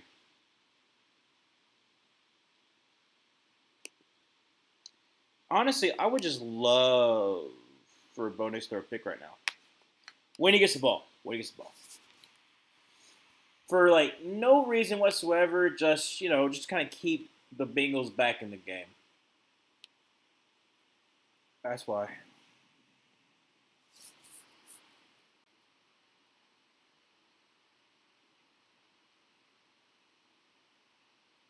Wait, that same as that kid actor on the Snickers commercial that was in the Progressive commercial? I think so. I think the same as that kid who in the Progressive commercial, the one like that his backup is Tommy DeVito, where like they're smiling for the family photo. I think it was the same as the kid actor for the Snickers commercial. I remember faces. Faces.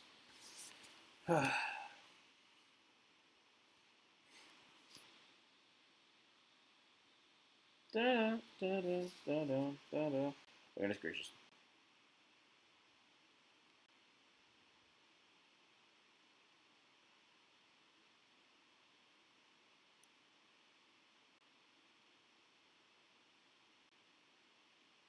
First down 10 from the 10. Gonna have Ollie Gordon to his left. And that is offsides. Goodness gracious, that was egregious. First and 5 from the 15.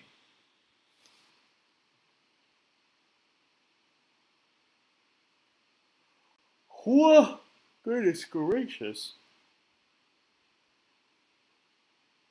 It's not even close to my bedtime. I'm getting tired. Aaron Glenn just looks so done. He's like, this is ridiculous. 2:35 left to go in the third quarter. Still 24-10.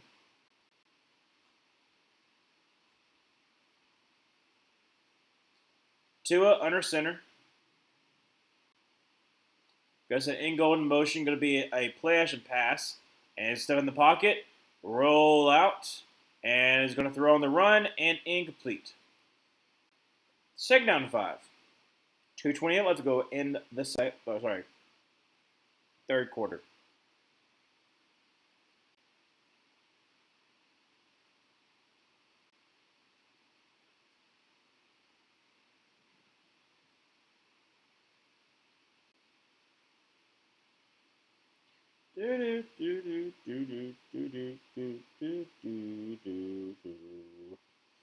Bum bum bum bum bum. Sorry. Second down 5. I like transition into a different tone there. Going to be a handoff. That's going to be Achan, who's going to get about 2 yards there. Third down and 3.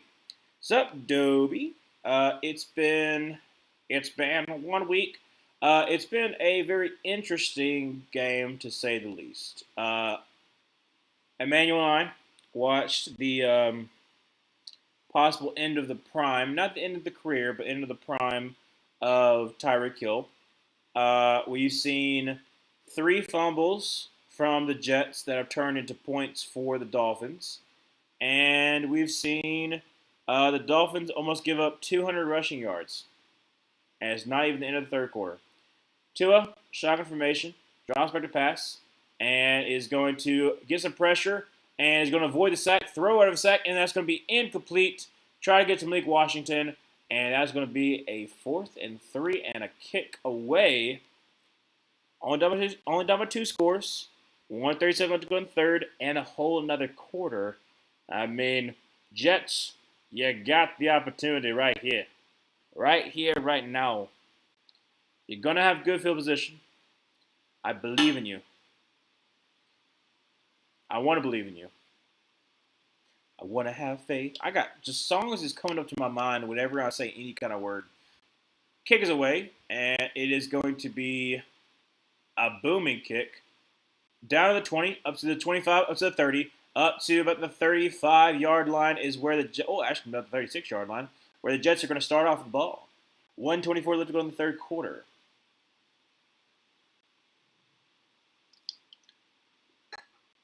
Very nice.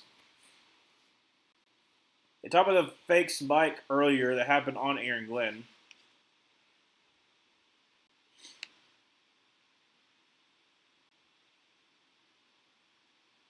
And then the pick 6. in 1996.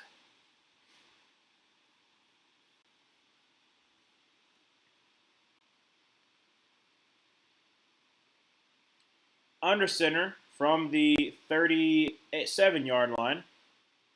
And throws across the middle, be wide open, not really wide open, but down about the 45-yard line. That's Garrett Wilson. That's a first down, and they are in Dolphins territory. 1:11 left to go in the third. Jets, you could do this. I believe in you, Jets. I really do believe in you. I hope that you can win. I would prefer if the Dolphins kind of lose this game, fall to 0-4. That would be really nice. I formation, and going to be a play action pass, and is going to throw across the middle again, and that's going to be to Mason Taylor up to the 20, down to the 17-yard line. First down for the Jets. 38, 37, 36. Clock continues to run for the Jets, but they are driving, and we just might, have a game. If the Jets do not fumble right here, and I say that not as a jinx, but as a warning that we have seen this time and time again. 15 seconds, 14, 13. Shotgun formation. Running back to his left. Fields, dropping the pass, throws for the end zone. Touchdown. Oh, he caught that. What? They call pass interference on Garrett Wilson. He caught that. Let's see the possible PI. They call PI on Garrett Wilson.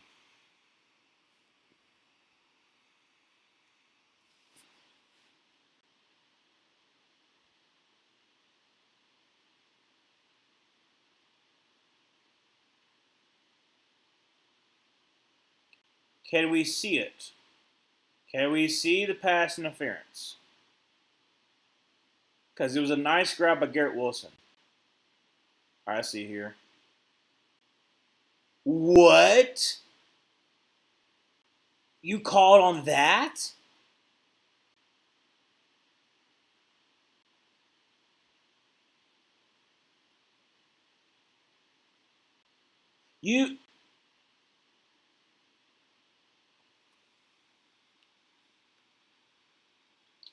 Now, Mr. Ref, I'm just wondering, what kind of home cooking you hoping for in Miami? There was no shove, no nothing like that. It was a hand, and that was it. There was no shove, no nothing like that. Just hand, perfect grab. That's ridiculous. Please, Jets, come back and win. Dolphins losing is always funny, and I want McDaniels fired for no alternative motives, right? I also really like the players on the Jets, likable and good talent over there. Exactly. I want it to be a comeback victory for Aaron Glenn against the Dolphins. That's what I want.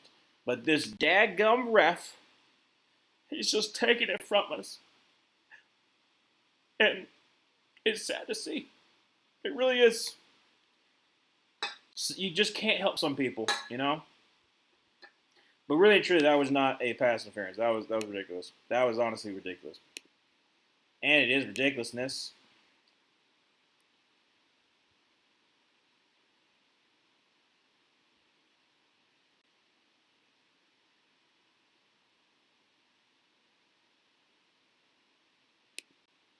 Nine penalties so far for the Jets. 9, and we got a whole another quarter. Let me repeat that one more time for the people in the back. 9 penalties.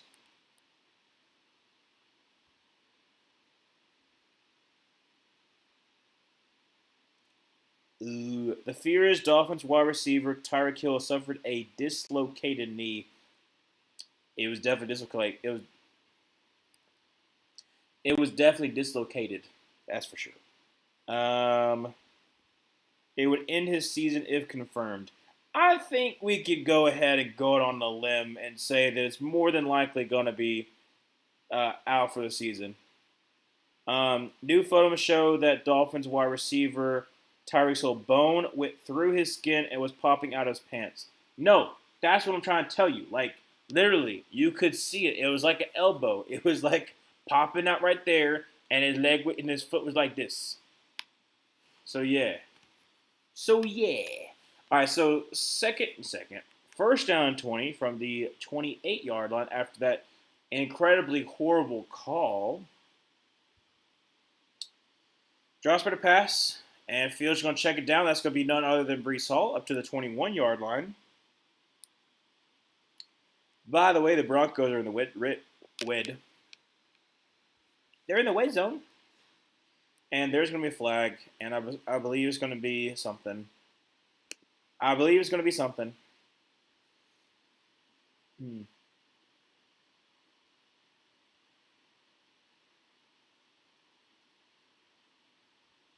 What happened?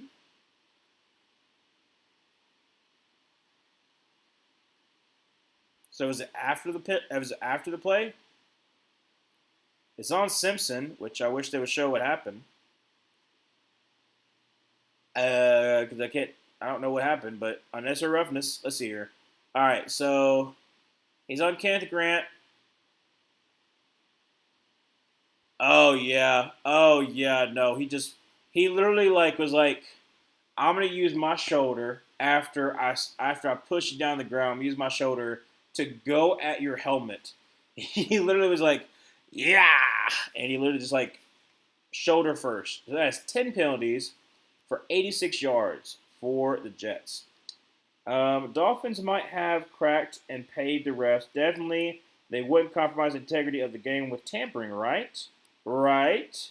Now, Emmanuel, I think that you're just that Brian Flores bias. I mean, they would never do tampering. Never.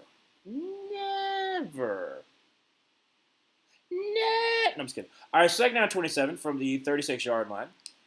Justin Fields is going to be shotgun formation with Breece Hall to his left. Draws back to pass and is going to sidestep and going to roll out. And he's going to get to the 40, up to the 35, and now about the 31-yard line.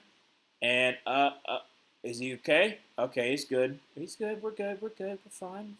We're doing dandy. We're fine. All right, so third down for this Jets offense.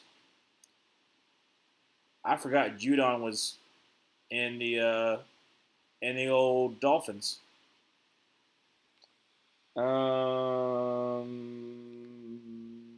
Third down and I don't know, like third and forever. Third and 24. Third and 24. All right. See what you can do. Not much. And that's a delay game. Delay game? Perfect. Perfect. Absolutely perfect. That's fine. It's lovely. Oh my goodness. You'll love to see it. All right, so they didn't call the penalty? I don't know how that happened, but anyways, 13:35. Let's go in the fourth quarter. Still 24-10. Going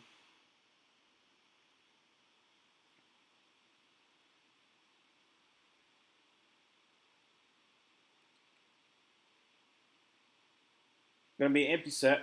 Drops for the pass. And Justin Fields throws across the middle, and that's going to be picked off. Picked off. Great. Just fabulous.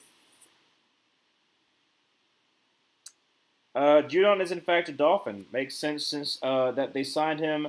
They need all the cornerbacks they can get. Oh, no, that's an incomplete pass. Never mind. That's incomplete, baby. That hit the ground. And I threw it on the ground.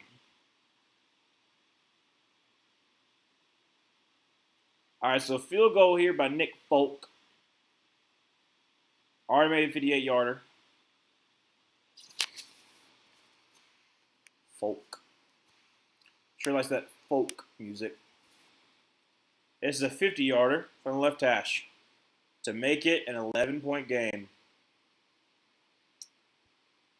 Kick is up, and kick is good. So it is going to be 24-13, 13:09 left to go in the fourth quarter.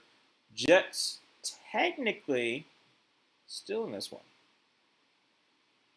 technically. Baby, we were born to run. It's got that Springsteen movie. Um, I don't know. I think the last biopic that I watched was Bohemian Rhapsody, and then I was like, this isn't anything like what actually happened with the band. It's a fun movie, but it's not a good biopic. So I don't think I've seen one since then. Well, there's been a lot of them because there was there was Rocket Man for Elton John, obviously just the one for Bob Dylan for Timothy Chalamet. This one, Elvis. I haven't seen Elvis. Um, I'm waiting for the Michael Jackson one, but I wonder if they're like waiting for something. Um, or maybe they don't want to show the father abuse. Maybe they don't want to do that. I don't know. That was a bad joke. What's another one they could possibly do? They could do Prince. Prince would be an interesting one to show. Um, who else could they do a biopic of? Because so far they're doing like they're doing more so people who like cross genres. So or like have like like Bob Dylan cross genres, controversial figure esque. Uh, Bruce Springsteen, you know, basically a lot of like the voice for like the blue collar workers. Um, I can tell you're not doing John Mellencamp, that's for sure. Um, Trying to think of another one they could possibly do. Or let's just see what are the upcoming biopics.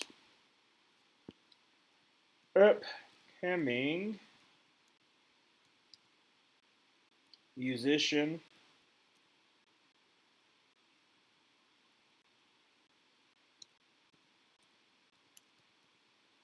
biopics.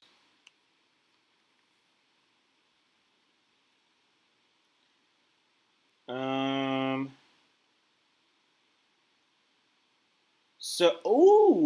Hold up a second.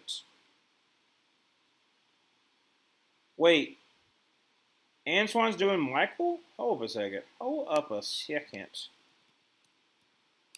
The guy who did Training Day is doing Michael in 2026.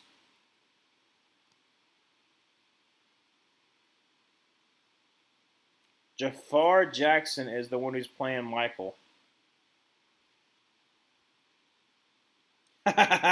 Derek Lucas, Johnny Cochran. That's nice.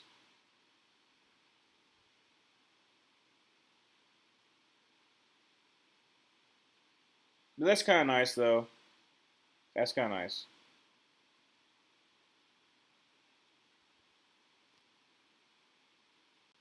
You got the son of Jermaine who's playing Michael. Miles Teller's playing John Branca. Barry Gordy, Lorez Tate. Cat Graham is Diana Ross. Coleman Domingo is Joe Jackson. Gonna be a handoff to not ETN, goodness. Achan, who's gonna get about 9 yards there, second down and one. Let's see here. Kendrick Sampson's Quincy Jones. Nia Long is Katherine Jackson. Liv Simone is Gladys Knight. Let's see if I know anymore. And this,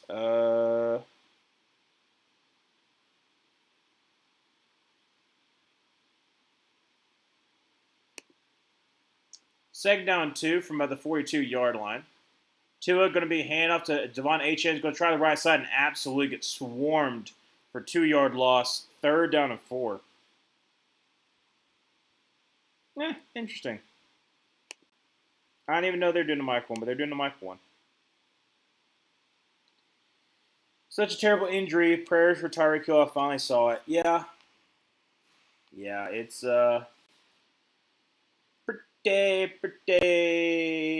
pretty bad.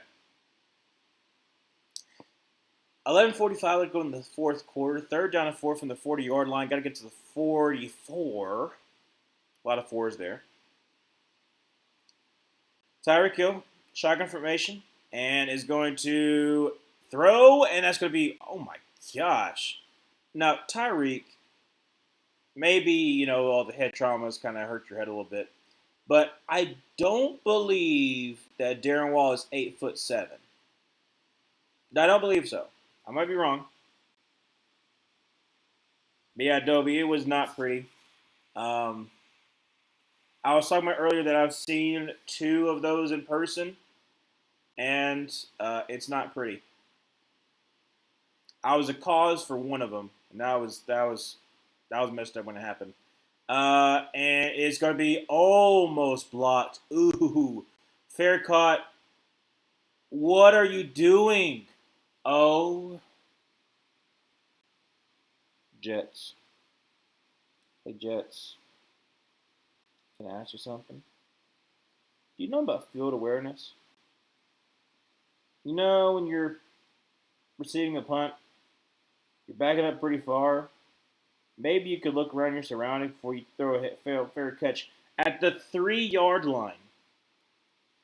I'm sorry, but why?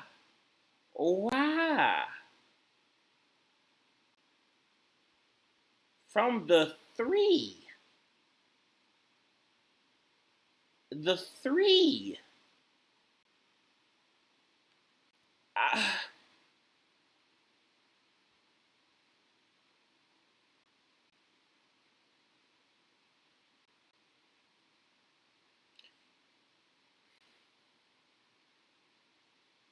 You know what it is?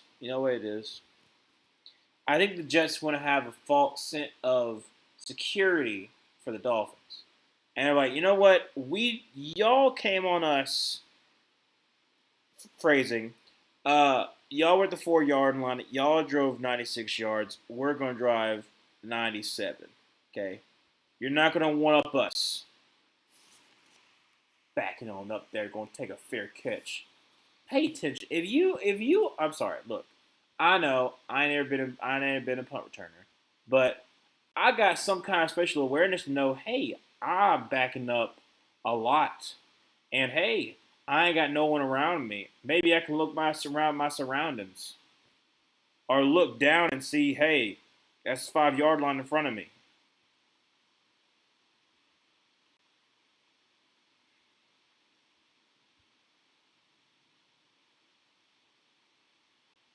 The good news is you have plenty of time. Bad news is you're backed up.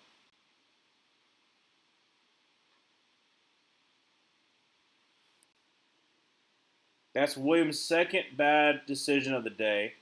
The first one was that fumble that he had.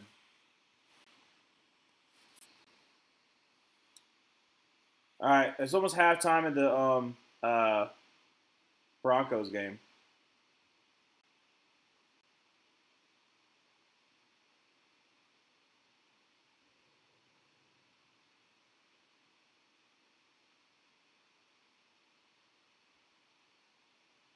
All right, so from the 3-yard line, gonna send tight end in motion, and gonna be a handoff, and that's gonna be a loss of about 1, almost as a safety, and just keep on being a little bit harder on yourself.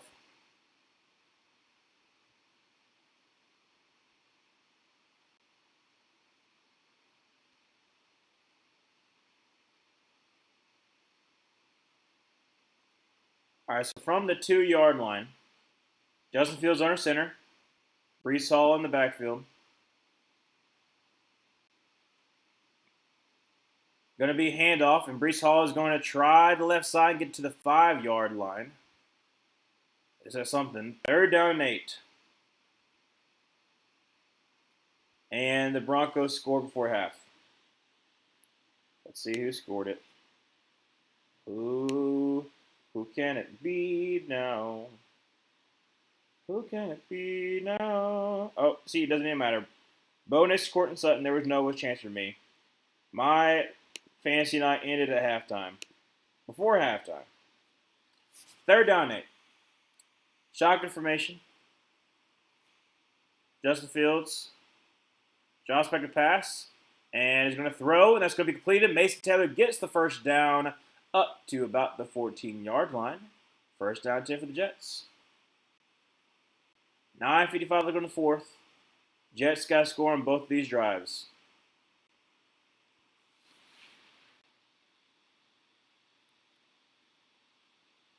And it's going to be handoff to Breece Hall, who's going to try the left side, up to the 20, up to the 25, up to the 30, down to the 30-yard line, and that's where Breece Hall gets them a first down. There we go. Keep it going. Chugga-lugga-lugga-lugga. Chugga-lugga-lugga-lugga. Is it chugga-lugga or is it chugga-chugga? I don't know. It depends on how the wheels are going. Anyways, from the 30-yard line, I should know. I got a train right close by me. Shotgun formation, going to have Davis to his left. Fields drops back to pass, and he's got time. Throws across the middle, and that's going to be incomplete. Jalen Phillips for some odd reason, on the coverage. Zoe has to be happy with the Broncos. Oh, for sure. For sure. I mean, you got to think about the fact that, literally, they're just absolutely dominating. So, 9:01 left to go in the fourth.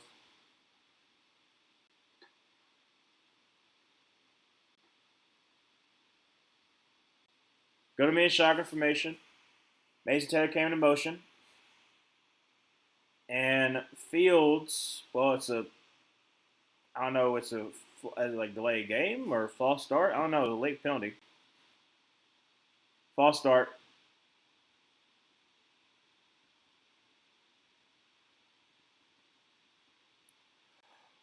Oh, goodness. Takes a life. That's the 11th penalty by the Jets. So, yeah, been a very, very penalized day. So, from the 25.5-yard line, Justin Fields, shotgun formation. Davis to his left. Josh better pass and is going to throw to the right side. That's going to be Mason Taylor, who's going to get decent yards back. Get third down by 8.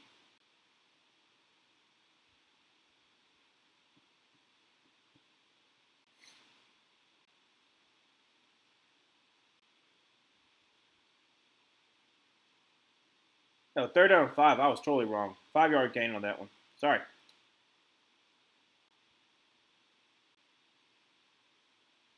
$8:30 left to go in the fourth. This is pretty much, 2-down territory.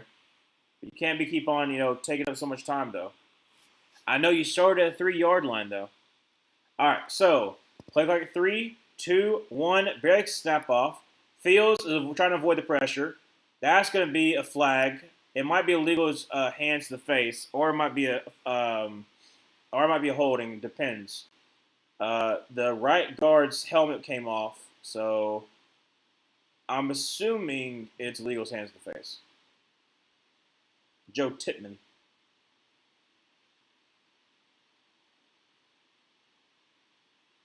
Wait, so they're not going to call... Okay, so on... Okay, I'm sorry, though. You can call the holding on 71, but you can't call the hands to the face? That's kind of messed up. Because it should be offsetting, but... 3rd and 15 from the 26-yard line. Justin Fields going to be in shotgun formation. Breece Hall to his left. Drops back to pass. And is going to throw. This will be checked down. It's going to be to Garrett Wilson up to the 31-yard line. Only gain of about 5. 4th down. 7:45. Are they punting? You're punting?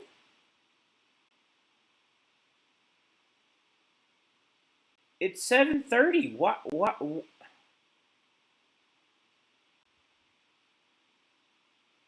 I know you're at the 31-yard line, but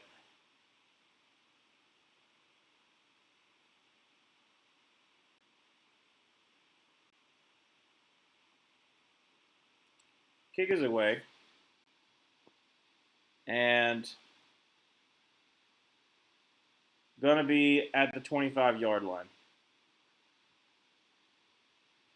7:02 remaining in the fourth quarter, 24-13.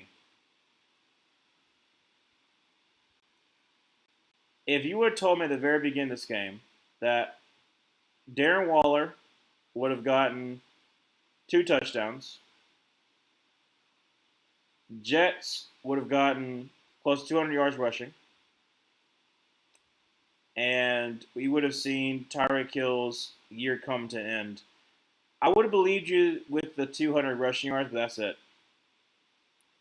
2 receiving touchdowns for Darren Waller? It's kind of crazy. All right, so from the 26-yard line, Tua going to be in pistol. It's in tight end motion, going to be a handoff. It's going to be Achane. He's going to try the left side, and he's going to sidestep one person, sidestep another, and he, thankfully, is a game-saving tackle by Jermaine Sherwood. Got the first down steal.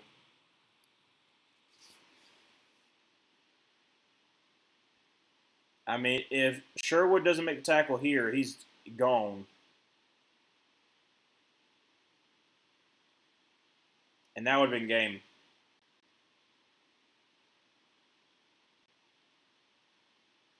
From 39, Tua under center, Devon Achane in the backfield. Going to bring Ingold. Now it's going to be I formation, strong to the left. Hand out to Achane, who is going to get up to, oh my gosh, 50, 45, down to the 40-yard line. Well, 6:05, let's go to the fourth.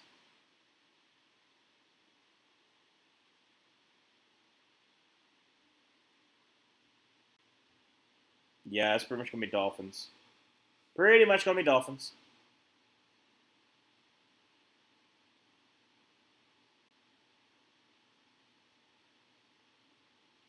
From the 40-yard line, under center, I formation, strong to the left. Once again. Going to send Ingold in motion. Going to be hand off to Achane, who's going to try the left side. And fumble, and it's going to be recovered. I don't know. Who got the ball? Hopefully it's the Jets. Great punch out there by Quentin Williams.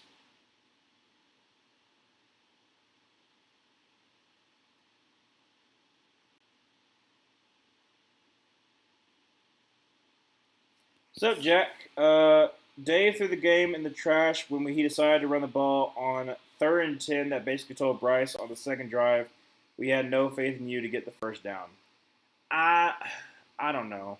I think that there was definitely some questionable play calling, but I don't know if the 3rd and 10 was that's when the game was done because we had other opportunities. That's the thing.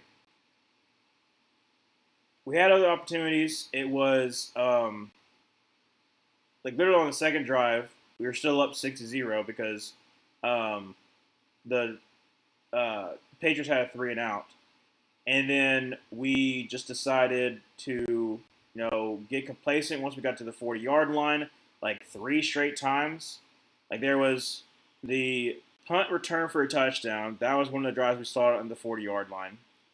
Then it was the attempt for a long field goal that stalled out when we got past midfield again. So there's a lot of opportunities that we did have. We just unfortunately just screw ourselves over. Yeah. I don't know. Like I said, I don't put the blame totally on Bryce. I don't put the blame totally on Dave Canales. It was all 3 facets of the game. And so when you look at the fact that the problems that we knew we were going to have, where our pass rush was going to be a little bit suspect, especially our edge rushers, because there's a lot of it's a lot of young people, didn't come through. So Drake May had all day to throw. He could just sit back there and then kind of just dink and dunk down the field. Diggs had a couple of yak receptions. that stupid tripping penalty that would have held them to a field goal. It's been 3rd and goal from like the 15-yard line. And then we had a tripping, gave them an easy first down. And instead, they were able to score a touchdown there. We go 3 and out. They scored.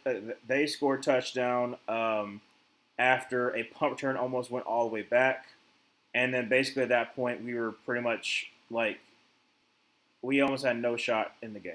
That's the thing that's like, when I did my review about the game, I was like, and I looked over everything to make sure that I was right. I was like, yeah, it just felt like in that first half we had so many opportunities to get back in the game, and we failed. And by the time we got to the second quarter, the second half, it was just that first drive the Patriots had coming out of the second half, where they drive down the field and they score, and it's 35-6. It's just like it just kind of like just sucks everything out, all the energy out of your team. So I don't know. It's a bad loss for sure, but it's one of those losses where you actually can see, okay, how do we get there? Yeah, the punt did come after 3-10, but we got to see Jimmy Horn Jr. next week finally. Yes, I'm excited for that. I'm excited for when Jalen Coker comes back off the IR. I'm excited for to see if Xavier Legette can come back healthy and see what he can do. Because, like I said, we have a very young wide receiver core. So far, we have been able to see Ted McMillan have a pretty decent start to his season.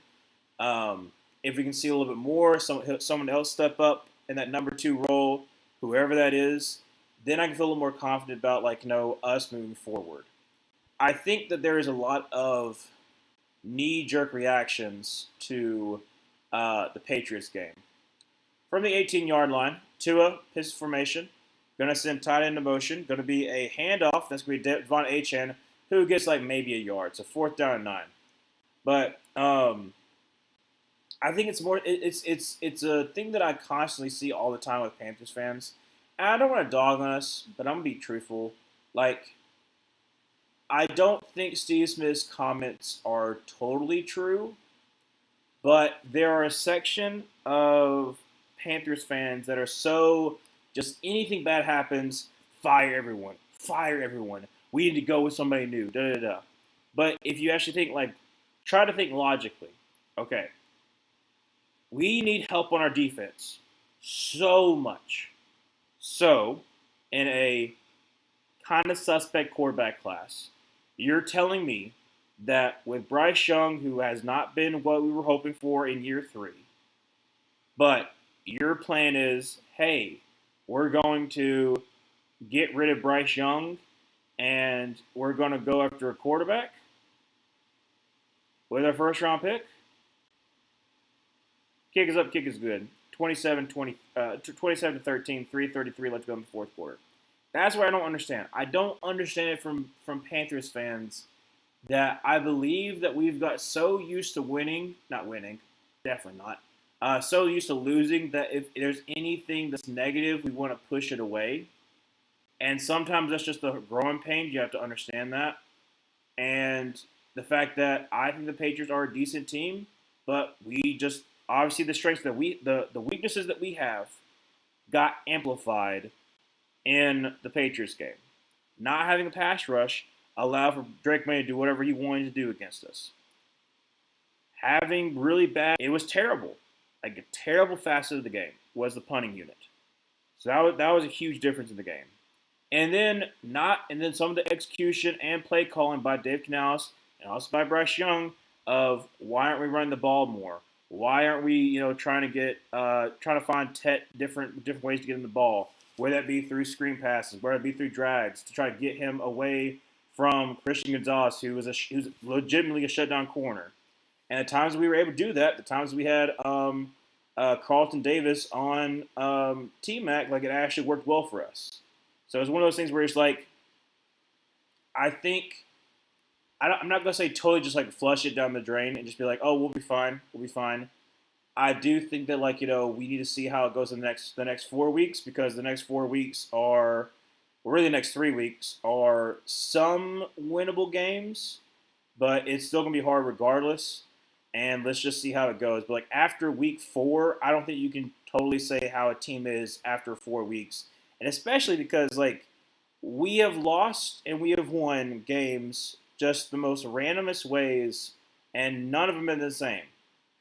Sidesteps, throw to Brees Hall about the 47-yard line. Like Jacksonville, I feel like even though the score doesn't look as bad, I feel like we were way out of that game, way more than the Patriots game, because we just couldn't really have anything going on offense until it was basically too late. We at least moved the ball a little bit in the first half, and Justin Fields escapes the pocket, gets up to the 49-yard line, 2:55 to go fourth quarter. Um, and then you have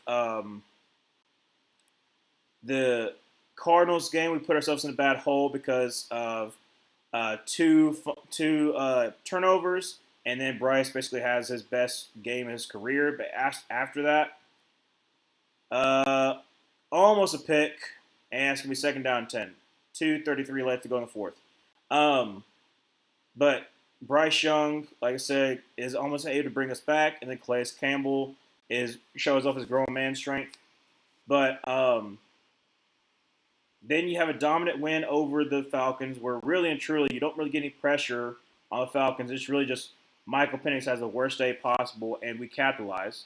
And then the Patriots, we were in it in the first half until we weren't, until like basically the last couple of minutes of the second quarter, where it just kind of like got away from us. Going to be a handoff, not handoff, sorry, throw it to Davis. Is going to be about 35-yard line, first down 10, 2:25 to go in the fourth. So I don't know. It's because the fact that we haven't like really lost all the same. It's been really different, and that's the reason why I'm not counting us out totally just yet, because I want to see how we continue to improve. Does the team stay together? That's a late hit. That's got to be a late hit. How is that not a late hit? What? Yeah, dude. Like literally, he's down and then he goes for his head. How is that not a penalty? He's literally down, and then Kenneth Grant, like, okay, so he's down right here. Rutgers down. And then, bam, like, he literally goes for, it's not Grant, sorry, but he literally goes for his head. That's crazy. That's not a penalty. But yeah, like I said, I still want to. I like maybe by the half of the season, you'll probably see me maybe a little bit less optimistic. But right now, the season kind of going how I thought we would. I thought it'd be 1-3 by this point, and so I'm not like disappointed because I figured it'd be this way. Let's see here. LOL, wish we could make a deal with the Dolphins for Jalen Waddle because him and Bryce already have chemistry from playing together at Alabama. That would be nice, but like I said, it'd be like it had to be a fire sale for the Dolphins. If that would be the case, and also we probably had to give up a little bit too. But that would be interesting to have Jalen Waddle comment T-Mac. I believe in Bryce, bro. If we let him go, he will grow somewhere else, bro. We had Baker Mayfield. Well, here's the thing. I think that Baker needed to leave us, needed to go to Sean McVay, get his confidence back, and then he got put in a really good spot with the Buccaneers, who already had a really good selection of wide receivers, had two really, really good tackles. So Luke Gadecki was already good, and he's progressed even more. He already had Tristan Wirfs, and they really have filled in that offensive line. Getting Bucky Irvin's been nice for the Buccaneers, too. It sucks that the Buccaneers are good, but I do think that Baker needed that, because you can never really say like, oh well, he would have been that way for us, because he didn't have the development that he had with Sean McVay before going to the Buccaneers. But there are some regrets that we definitely can have of like some decision making. But at the end of the day, we had Ben McAdoo as our offensive coordinator, so it's yeah. A lot of Carolina fans are bandwagon fans. Love the team when they win. Then when they lose, they want to fire everyone. Yeah, I agree. And there's also a lot of fans that are anything that's positive about the team, they hold on to that for dear life. Like because we had a decent, a decent stretch with oh my goodness,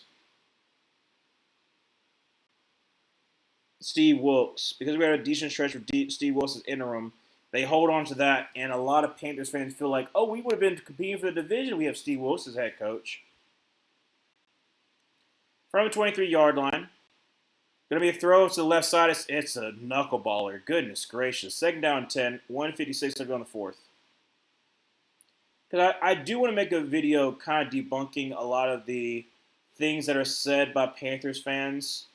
I know Panthers fans would probably not like it, but it's more so based on the fact of there's just a lot of stuff that says it's not true. It's not true, and it's like you're making arguments that are kind of like, oh, well, this would have all changed if this had been the case. And like, no, it really wouldn't have. Drop back to pass, and Fields throws for the end zone, and it's going to be did he get his foot back in? And it's a touchdown. Garrett Wilson. 1:49 to go in the fourth quarter. We'll have to double check and make sure, but yeah. Let's see, because he bobbles it here. Is his foot still down? Ooh, that's close. Is his toe hitting the line? It's a black cleat, so it's been kind of hard to see. Oh, I don't know if it's enough to overturn it, but it's pretty stinking close.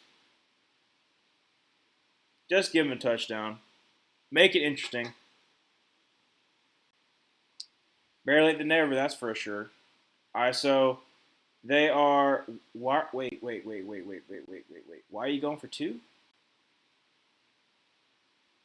I mean, I guess it makes sense so that you can go for two. That if you get the extra, if you get another touchdown and score extra point, then you win the game. But okay. Going to be a keeper and just walks in for the 2-point conversion. So it is 27-21. Up, down by 6. They have one timeout. They're going to go for the onside kick. So if they get the onside kick, you got plenty of time. You got a timeout. If you don't, then you'll probably get. Let's see if it's 1:49. You'll get the ball back with maybe like 20-something seconds left. So I'm really surprised T-Mac hasn't got a TD yet. Bryce has overthrown him a few times where he could have scored. That's true too. Been off on a couple of throws.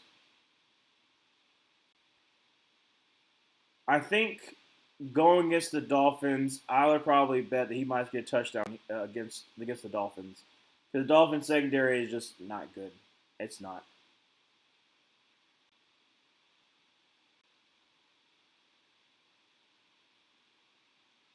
And honestly, the way that the Jets been able to run the ball, I mean, we should be able to run the ball on them for sure too. So I wouldn't be surprised to try to run the ball. We're running efficiently, hoping some play action passes, make it be a pretty decent game, and then who knows if our defense can actually kind of show up a little bit, there might be a chance we could win it against the Dolphins. All right, so Nick Folk on for this onside kick. And it is going to be recovered by the Dolphins. The game's not over, but it's basically over. 6-point game, but got to get that onside kick. Yeah, there's a chance technically, but it's very rare for the Jets to be able to get a stop.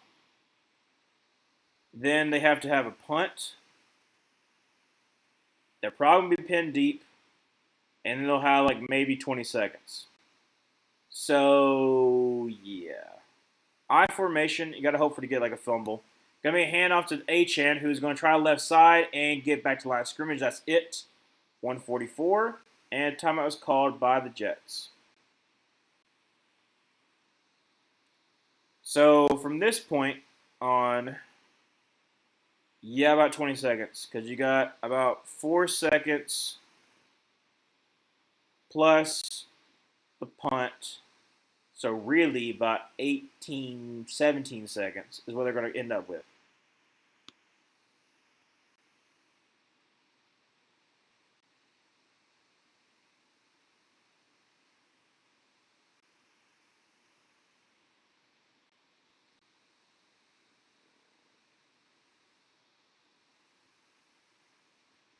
All right, second down 10.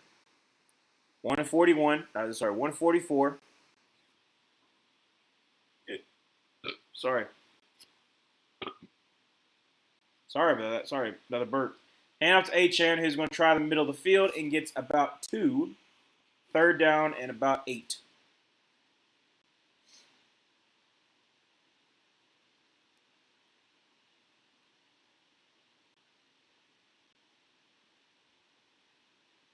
Clock continues to run. Third down 7.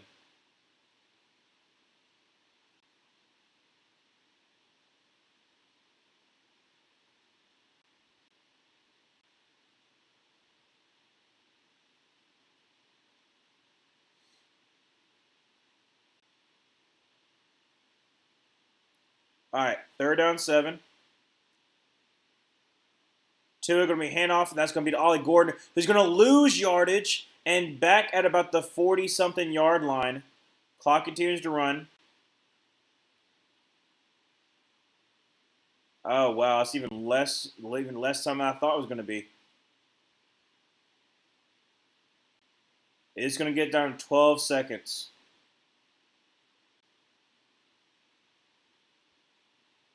And the Dolphins are going to call a timeout. Not yet, obviously.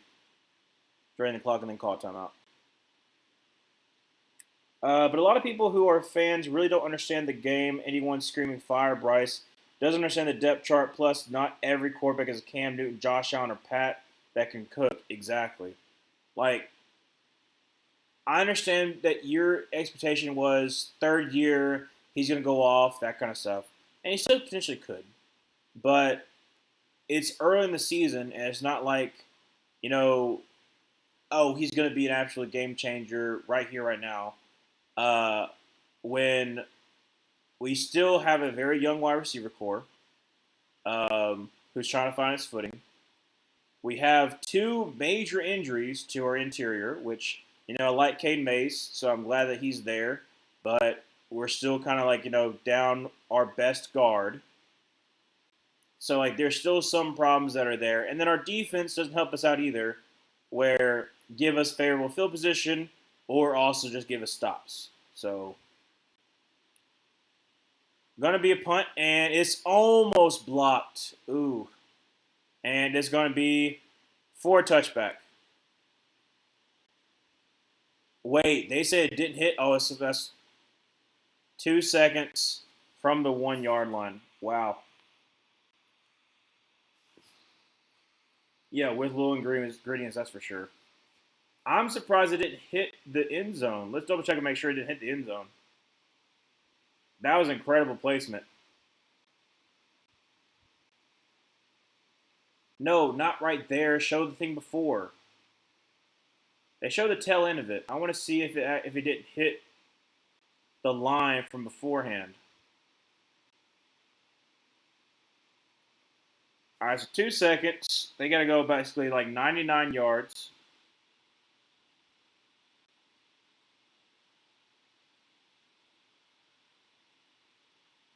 And it's going to be throw, and that's going to be Wilson, who is going to run around,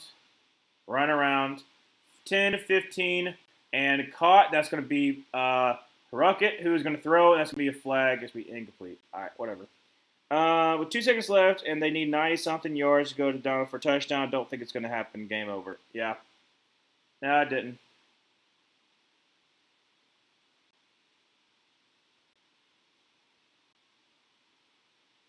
So 27-21 Dolphins.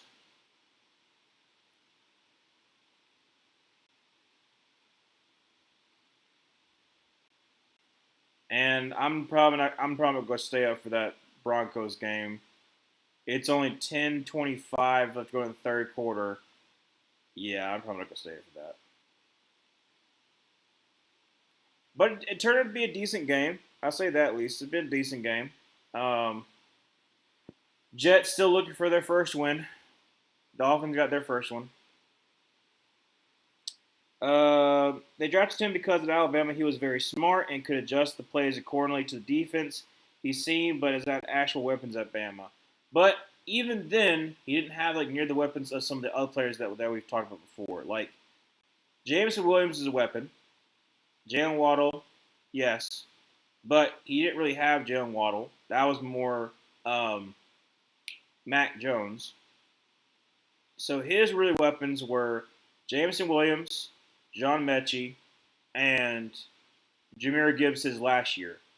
So it wasn't really like the people that we constantly talk about. Like we constantly talk about Devontae Smith, Jalen Waddle, Henry Ruggs, Jerry Judy, that kind of stuff like that. Those whole entire things. And I'm not going to try to downplay the fact that Jameson Williams is a good player. So is John Mechie, and so is Jameer Gibbs. But honestly, if I'm being honest, um, Bill O'Brien did not use that man like he should have. Um, my thing is that Bryce, comparatively to what other Alabama quarterbacks had, played better than most of the other quarterbacks with less talent. Because like even the offensive line, like wasn't up to par to like a lot of other offensive lines. I mean, think about Evan Neal. So I'll put that on it too. Like I don't think I'm trying to think off the top of my head a Alabama offensive lineman that he had that has worked out in the NFL so far. So I think Dickerson left before him. Maybe Dickerson. That's about it. Um, Dang, just continue to flounder. Hope the best for them, but they just play bad football, plain and simple. They had costly turnovers. That's really what it is. Costly turnovers that cost them the game. Cue the Benny Hill music for that last play. My goodness. Yeah, no, it's uh sad for the Jets. But at the end of the day, this is the first year for um, Aaron Glenn. They're a scrappy team, so at least there's that. Um, Trying to think if there's anything else. I want to talk about this game, but great job of Von Achan. He had a pretty good day. Brees Hall had a pretty decent day, but those turnovers changed the game. So 27-21 is your final. Trying to think if there's anything else I want to add. Next week, well not next week, next football week, but still this week. Obviously doing Thursday night football, Rams versus 49ers. We're 1-3, but could easily be 4-0 if these were home games. The bank hits different. Honestly, it does for Bryce. So that's what I'm saying is like that's why I feel a little bit confident. Is like we'll be back at the bank, playing the Dolphins. Cowboys looked a little bit harder than it did about a week ago. But and we also always struggle with the Cowboys as of recently. So, but I'm hoping that we can kind of get through this. Hope we can get through this. If there is some way, somehow, that we can get to 3-3 over these next 2 weeks, or 3-4. I'll take 3-4. Let's say we beat the Dolphins and the Jets. I feel that's reasonable. And it'd be in that kind of thing of like, okay, maybe because the Buccaneers have a tough outing, if they lose a couple more, then we're still like in that, hey, maybe we can make the playoffs through our division. That's all I want. So if we can beat the Dolphins and we can beat the Jets, who I think that we can, we'll be 3-4 going into our rough stretch of Bills Packers. And if the Buccaneers go through their stretch where I think that they might go on a little bit of a losing streak because I think they're a good team, but still they're going against Yeah, Dolphins don't have Hill no more. Also, their run defense is abysmal. Our run offense is pretty good. Um, so that's really the reason why I feel a little more confident. Um, let's see here. So yeah, Buccaneers. You got at Seahawks, 49ers. Obviously, like no, that's going to be like back and forth, but it's still a tough sledding where you got Seahawks, 49ers, and then I believe Rams. Oh, Lions. So over the next 3 weeks, that's what they have. They got Seahawks, 49ers, Lions. So the next 3 weeks that we have is Dolphins, Cowboys, Jets. So there's ways that we can make up ground. And we already have one game in the books for the division. Um, they can get more people talking about the Panthers if they do that. I hope for the best until it's against the Bears. Do we play the Bears? I don't think we played. I don't think we play the Bears this year. Jets should be a good team on paper. What's happening? I don't think this should be a good team on paper. I think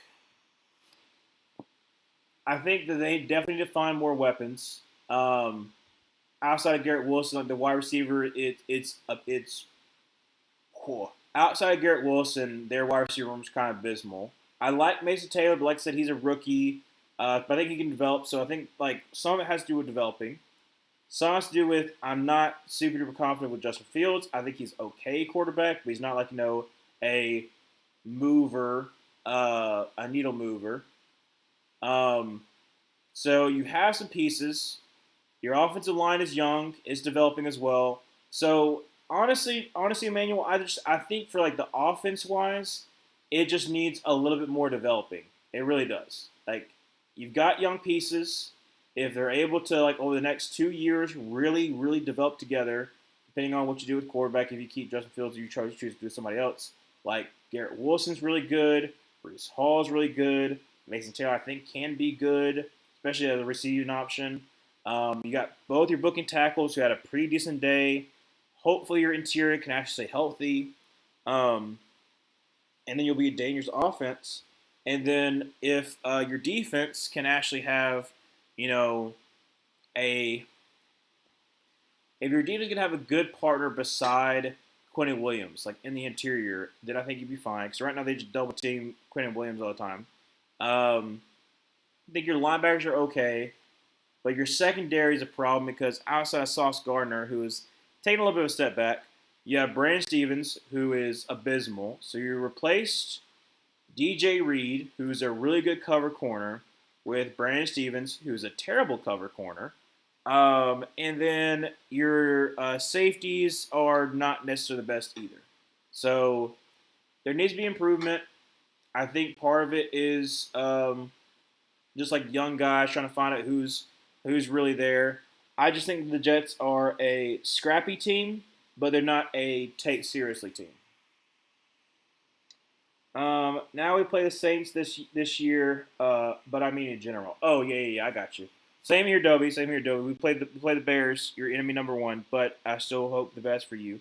Um, outside of that, but how hilarious would it be though if it came down to like one of our teams make the playoffs? Like, like I know it's not gonna happen, but like imagine it was like the Bears versus the Falcons for like the seventh seed, and so we gotta try to be like, well, we want us to go to the playoffs. I'm like, well, we want us to go to the playoffs, and you're gonna be like bickering over that. The Vikings played the Browns on Sunday in Europe. Sorry, not sorry, Europe. Yeah. I think I'm gonna go with the Browns. I really shouldn't, but I feel good enough in the Browns defense that I think they can cause Carson Wentz to make some very dumb decisions. And I think I'm gonna go with the Browns. But yeah, I'm gonna be streaming the Thursday night football game, the Rams versus 49ers. On Saturday, I'll probably be streaming. I'm definitely gonna try to be streaming the Vanderbilt Alabama game. There's another game I was going to be streaming too, but I'll talk about more on Thursday. And I'll stream some games on Sunday. So that would be cool. A little crying emoji, yeah. But thank you so much for joining the stream. It's been a fun one. Um, a short one for sure. I mean, only like about 3 hours. That's been with me talking about it after the game's been done for a little bit. So, Dolphins gets the win, 27-21, and now up next is the Panthers. So both 1-3 teams. Sorry, yeah, 1-3 teams. Who's going to come out there with the second win? That's going to be the key of the game. Hopefully, it's us. That would be cool, Adobe, because then we would make the playoffs. Talking a little trash, even with the future possible prediction. But yeah, thank you so much for watching. I'm gonna go ahead and sign off. A little bit tired myself, but it is crazy that I'm tired. It's only 10:30 my time, but thank you for the stream, Ryan. Great stream as always. Have a great night, everybody.